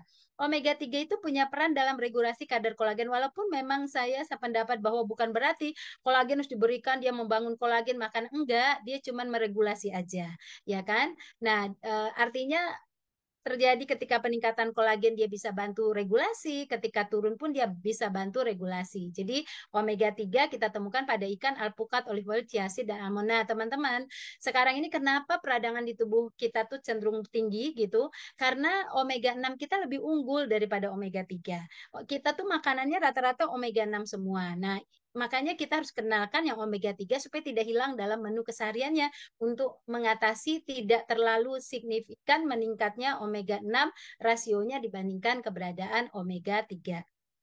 Nah, vitamin B6, B12. Nah, B6, B12 dengan berkontribusi dalam hal-hal terkait dengan jaringan kulit dan lain sebagainya. Tapi ya syukurnya bahwa ketika asam amino terpenuhi dengan baik, B6, B12, asam amino terpenuhi dengan baik bersumber dari makanan sumber protein hewani dan nabati, jadi bukan dari W, tapi dari protein hewani dan nabati, maka otomatis B6, B12 akan tercukupi. Tapi ketika bersumber dari suplementasi asam amino, maka B6, B12 jarang bisa terpenuhi dan itu diperlukan juga suplementasi untuk hal tersebut. Vitamin A, beta karoten bisa untuk elastisitas kulit yang membantu. Bukan berarti dia mengobati, tidak. Tapi ketika dia ada, minimal dia bisa membantu untuk menjadi merespon lebih baik terhadap keluhan penyakit dia itu, gitu ya. Aman, relatif aman kita temukan pada wortel, bayam hijau, bayam merah, bagian daunnya ya, melon kuning, kemudian kuning telur, labu kuning ikan. Nah, saya bikin sop labu kuning telur ya. Sop labu, saya kasih kuning telur, saya boleh masukkan wortel sedikit untuk vitamin mineral. Saya bisa masukkan ikan, saya bisa masukkan minyak olive ya untuk meningkatkan total kalori. Vitamin C juga sebagai agen antiinflamasi ya kan, dan juga kalau kena matahari kita masih lebih survive kalau vitamin C kita cukup. Begitu juga untuk teman-teman ODAI. Nah, dari banyak buah semuanya sumber vitamin C, tapi emang 5 buah ini tuh relatif lebih tinggi. Tapi ingat, kalau memang tidak aman di sitrus jangan dilanjutkan kan gitu ya. Tidak tahan dengan biji-bijian kiwi jangan dilanjutkan. Masih ada pilihan lain dari buah-buahan tersebut. Vitamin E untuk mengatasi serangan radikal bebas, mencegah munculnya jaringan parut berlebihan, ada pada kacang-kacangan, pada almond ada, pada kecambah toge ada, pada alpukat ada, pada minyak nabati juga ada. Nah, terakhir kesimpulannya, saya mau kasih lihat contoh menu ya. Misalnya nih seorang ODAI dengan skleroderma yang tidak lagi dalam level berat, maksudnya dia sudah dalam pemulihan kah atau masih peradangan tapi masih bisa menelan, baik semuanya. Kita bisa berikan padat seperti ini gitu. Tapi saya mau kasih clue-nya lagi gitu ya. Di makanan pokok kenapa kok muncul 3 ya? Ada nasi putih, ada ubi orange, ada uli. Maksudnya apa itu? Maksudnya adalah nasi putih nggak bisa jadi prioritas gitu. Karena kalau dia terlalu besar, efeknya indeks glikemi tinggi bisa menyebabkan peradangan. Sehingga mengantisipasi kalori yang harusnya dari nasi putih, kita munculkan ubi orange. Jadi kita dampingi gitu. Lalu si olive oil keberadaannya apa? Keberadaannya adalah menambah lemak karena tidak boleh ada makanan yang digoreng di fryer yang dibakar dengan minyak banyak pada makanan mereka gitu. Jadi kita munculkan nggak serasa kalau setengah 1 sendok teh kita olesin ke ubi itu nggak mempengaruhi rasa gitu ya. Nah lalu ikannya kita tim aman ya kan? Kita tim, kita kasih wortel sedikit, pakai toco boleh gitu. Nggak ada minyak tuh di tim ikan. Tapi ketika tempe panggang kita kasih minyak sedikit. Olive atau kelapa atau bekatul. Lalu kita bikin ora-ori buncis, tapi ora-arit kalau kuning oval albumin kita pakai kuningnya aja dulu gitu ya. Ketika responnya bagus kita bisa lanjut lagi. Jus melon nggak pakai gula tapi kita bisa kasih yogurt non milk gitu. Lalu apa bisa habis sebanyak ini Bu untuk kami-kami skleroderma yang lagi ada peradangan? Nggak bisa. Tapi kita ngerti bahwa satu kali makan mereka akan makan segini loh. Jadi gimana caranya? Makanlah hari ini mau apa dulu? Mau tim ikan dulu yang mau dimakan sama sedikit nasi, monggo makan. 2 jam lagi ulang lagi yuk, tempe panggangnya diambil. Nanti sejam lagi ayo ikut sama jus melon. Nanti masuk lagi makan siang. Begitu bahkan teman-teman skleroderma kebetulan beberapa pasien saya juga mereka mulai makannya itu di jam 5 pagi udah terasa tuh nggak nyaman di perutnya, udah mulai lapar. Mereka bisa masukkan dulu apa dulu nih? Mereka kudap tempe dulu mungkin dengan air putih dan lain sebagainya. Nah, saya kira gitu ya, menarik tentang makanan. Tapi pesan saya adalah kalau teman-teman pengen tahu sebenarnya saya itu cocoknya makan yang mana, nggak ada salahnya berkunjung pada pada konsultan gizi ya, baik itu ahli gizi ataupun dokter gizi untuk bisa mendapatkan kita cocok menu yang mana. Jadi kita akan bantu. Ini loh menu kami, Bu Rita, saya bantu. Oh ini kayaknya berisiko deh. Ini kurang nih, tambahkan ini deh. Ini nanti dikurangin dikit, ini nanti ditambahkan ini. Nah kita bisa bantu kayak gitu menilainya. Lalu diujikan kan, dicobakan. Nanti kita monef lagi. Mana yang berhasil, mana yang tidak. Yang berhasil kita pertahankan, yang tidak kita coba ganti pilihan berikutnya sampai bertemu satu satu menu yang benar-benar sudah bisa ngebedain ini menu ketika flare, ini menu ketika serangan ini begini begini begini gitu kira-kira. Sesuaikan ya, Baiklah, Bu saya ya. kira demikian ya. Terima kasih. Saya kembalikan ke Mbak Amanda, waktunya sudah larut tidak Baik, terasa. terima kasih Bu Ke Mbak Rika. Amanda. Penjelasannya Iya. menarik sekali. Ini saya juga tadi sangat tertarik, jadi saya juga menunggu nih sampai menyimak semuanya pemaparannya nih. Terima kasih Bu Rita. Baik teman-teman, silakan jika ada pertanyaannya. Memang waktu kita terbatas ya sampai jam 6 sore ini. Saya coba cek, itu udah ada pertanyaan pertama dari Rifka. Mungkin ini bisa untuk Dokter Rati mungkin ya. Dari Ripka ini menanyakan untuk sistemik sklerosis yang mengalami pH tinggi dalam kurung hasil dari eko dan kateter, dokter info tingkat pH sudah yang tingkat paling tinggi 5 kali dari orang normal. Sudah minum sildenafil dan baru 2 bulan ini minum Opsumit. Tetapi pH masih tinggi dan masih suka sesak. Apakah ada solusi untuk penanganan pH tinggi dari obat maupun treatment lain?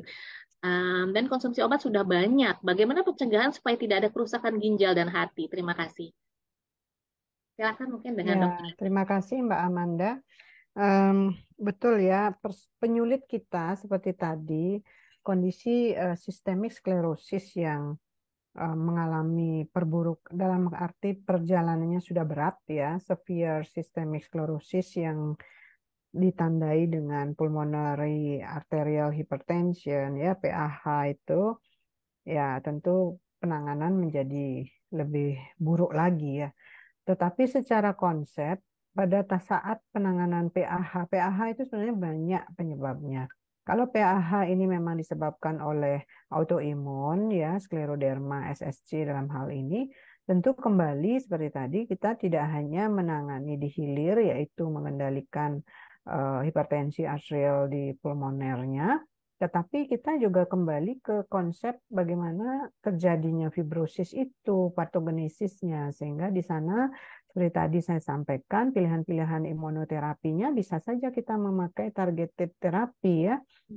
Antara lain seperti tadi disebutkan rituximab, infliximab ya. Jadi sekarang ini memang era biologic terapi untuk autoimun, sehingga dokter yang menangani memang harus di dua kondisi ya, dua tempat ya, reumatologi karena skleroderma masuk rheumatic autoimmune disease, kemudian tentu didampingi dokter kardio. Dokter kardio menangani dari segi PAH-nya, dokter reumatologi akan menangani dari segi patogenesis penyakit yang tadi sehingga bisa menekan proses fibrosis, memperlambat ya dengan targeted terapi. Jadi terkadang ya tidak cukup dengan obat imunoterapi pada umumnya yang kita pakai seperti azathioprine, methotrexate. Jadi bisa juga nanti penanganan dibutuhkan apakah siklofosfamid dikombinasi dengan rituximab. Jadi di sana ya yang perlu ya karena kondisi yang sudah severe berat ini ya obatnya juga makin advance. Jadi seperti itu saran ya kalau memang PAH-nya sudah ditangani dokter kardio dan ini memang secara patogenesis bagian dari skleroderma, tentu sklerodermanya harus ditangani oleh reumatologi ya. Seperti Baik, itu ya. baik. Terima kasih Dokter Rati.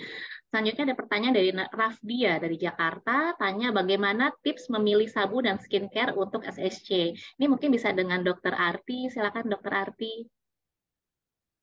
Waduh, kalau sabun dan skincare bukan ahlinya saya sebenarnya nih. Cuman memang pastinya kan tadi sudah ada yang localized itu sudah seringkali kulitnya juga ini tiba-tiba putus nggak ya? Oh ya, eh, seringkali kulitnya juga sangat sensitif sehingga seringnya disarankan untuk sabun ataupun sampo atau lotion tuh yang ke arah sensitif ya gitu. Jadi dan juga kalau bisa yang organik, jadi yang paraben free apa dan sebagainya. Tapi Baik. saya bukan ahlinya loh, mungkin Dokter Ratih bisa nambahkan. Iya, Dan kalau saya menambahkan agak berbeda dengan autoimun lupus gitu misalnya ya. Pada skleroderma SSC ini kembali dasar dari proses penyakit itu terjadi karena sel fibroblast yang membuat fibrosis. Sehingga pengerasan atau kadang-kadang malah di awal itu kulit terasa kencang. Jadi pasien malah berpikir ini saya kok kelihatan makin muda ya. Karena kulitnya kenceng seperti licin ya, padahal itu adalah proses fibrosis dari skleroderma SSC. Ini justru penanganannya kita kembali hulunya adalah imunoterapi tadi ya, menggunakan yang standar-standar, methotrexate, azathioprine untuk memperlambat proses fibrosisnya. Ya, jadi kita tidak dalam hal ini bicara tentang sabun atau skincare-nya ya, karena dia tidak akan memperbaiki dari segi permukaan ya, permukaan kulit, tapi justru kita harus bagaimana menangani proses fibrosis yang di bawah kulit, yaitu sel fibroblastnya membentuk jaringan ikat, jaringan pengerasan atau jaringan fibrosis. Ini yang penting ditangani ya. Dan kita ketahui tadi dari slide pemaparan saya, memang di area yang fibrosis itu kelenjar keringatnya juga akan, karena dia kan otomatis kejepit ya oleh jaringan fibrosis, itu akan terkesan mengering ya, mengering, kadang mungkin saja gatal dan nanti makin tebal ya makin tidak nyaman. Jadi kita kembali ke hulu dulu, bagaimana proses penyakit ini terjadi. Kalau toh membutuhkan sabun skincare, kalau saya secara basic mungkin yang mengandung emollient, pelembab alami, itu yang dipilih ya. Justru yang kadar deterjennya rendah seperti itu ya. Baik, terima kasih Dokter Ati dan Dokter Arti. Selanjutnya kita lihat ada pertanyaan dari Henny Babel. Bagaimana pengaturan gizi pada pasien HD yang juga mengalami seloderma? Mungkin bisa dengan Dokter Arti atau Dokter Rita. Bu Rita, silakan.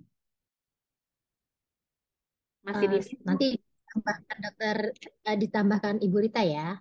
Boleh. Jadi memang kalau melakukan hemodialisis pada pasien SSC, sebaiknya saya selalu menyarankan untuk konsultasi ke dokter gizi ataupun ahli gizi yang ada di rumah sakit yang merawatnya.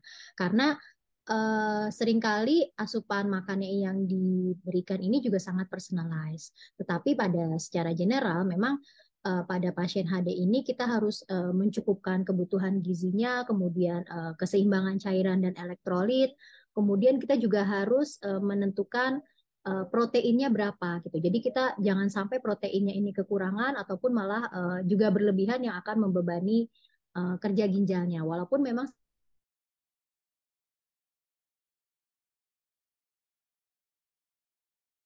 Maaf, Dok, terputus.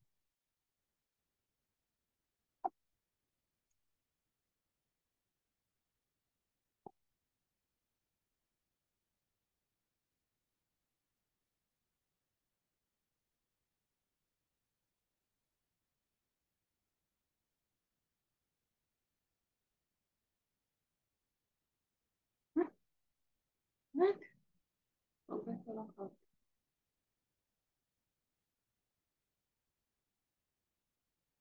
Bahkan sedikit saja, sebenarnya diet untuk yang skleroderma dengan HD, dengan skleroderma saja tanpa HD, relatif mirip ya, relatif lebih kurang sama begitu. Cuman yang perlu kita tekankan adalah untuk kebutuhan kalorinya.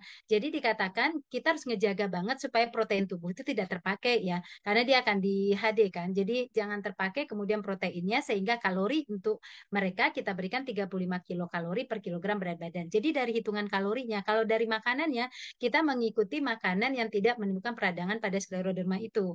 Tapi kalau untuk kebutuhan gizi untuk ketersediaan zat di tubuhnya, nah kita menggunakan hitungan yang berbeda. Tadi kalori 35 kilokalori per kilogram berat badan, lalu untuk proteinnya kita berikan tinggi. Nanti kan ada per HD, ada juga yang paskanya gitu. Itu juga berbeda, tapi relatif lebih tinggi proteinnya kita bisa berikan 1,2 gram per kilogram berat badan sampai kemudian 1 gram. Kalau dia tanpa HD dengan 0,8 aja kalau sudah menunjukkan efek baik kita nggak akan tambahkan. Oke lah ini dulu gitu. Tapi kalau seandainya dia mau HD kita emang harus upayakan banget minimal dapat 1,2 gram per kilogram berat badan. Kemudian untuk pemberian kalium, pemberian natrium semuanya kita berdasarkan jumlah urinnya. Urinnya berapa yang ditemukan dan kemudian berdasarkan pemeriksaan MCU-nya di situ baru kita bisa matchingkan berapa akan kita berikan natriumnya, apakah kita kurangi dari 1.500 atau kita naikkan. Begitu juga kalium apakah kita berikan 4.700 tapi rata-rata kita akan berikan 4.700 mg natrium.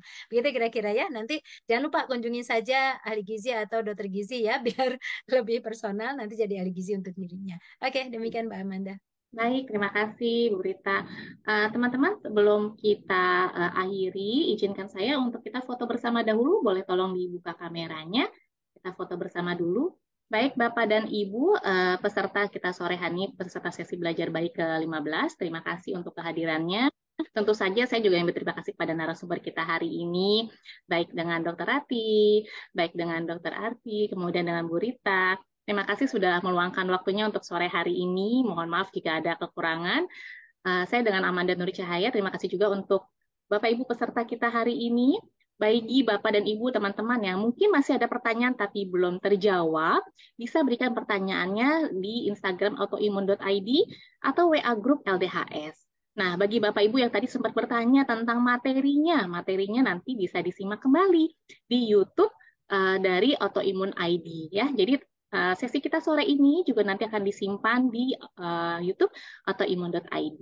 Mungkin itu dari saya dan dari Bapak Ibu. Jika ada pertanyaan nanti bisa berhubung ke Instagramnya kita ya. Baik, terima kasih Dokter Rati, Bu Rita, Dokter Arti. Terima kasih untuk sesi sore ini. Semoga bermanfaat juga untuk kita semua. Terima kasih, selamat sore. Wassalamualaikum warahmatullahi wabarakatuh. Terima kasih Waalaikumsalam semua. warahmatullahi wabarakatuh. Terima Ya, kasih semua. sampai Izin ya. jumpa. Izin live ya. Terima kasih.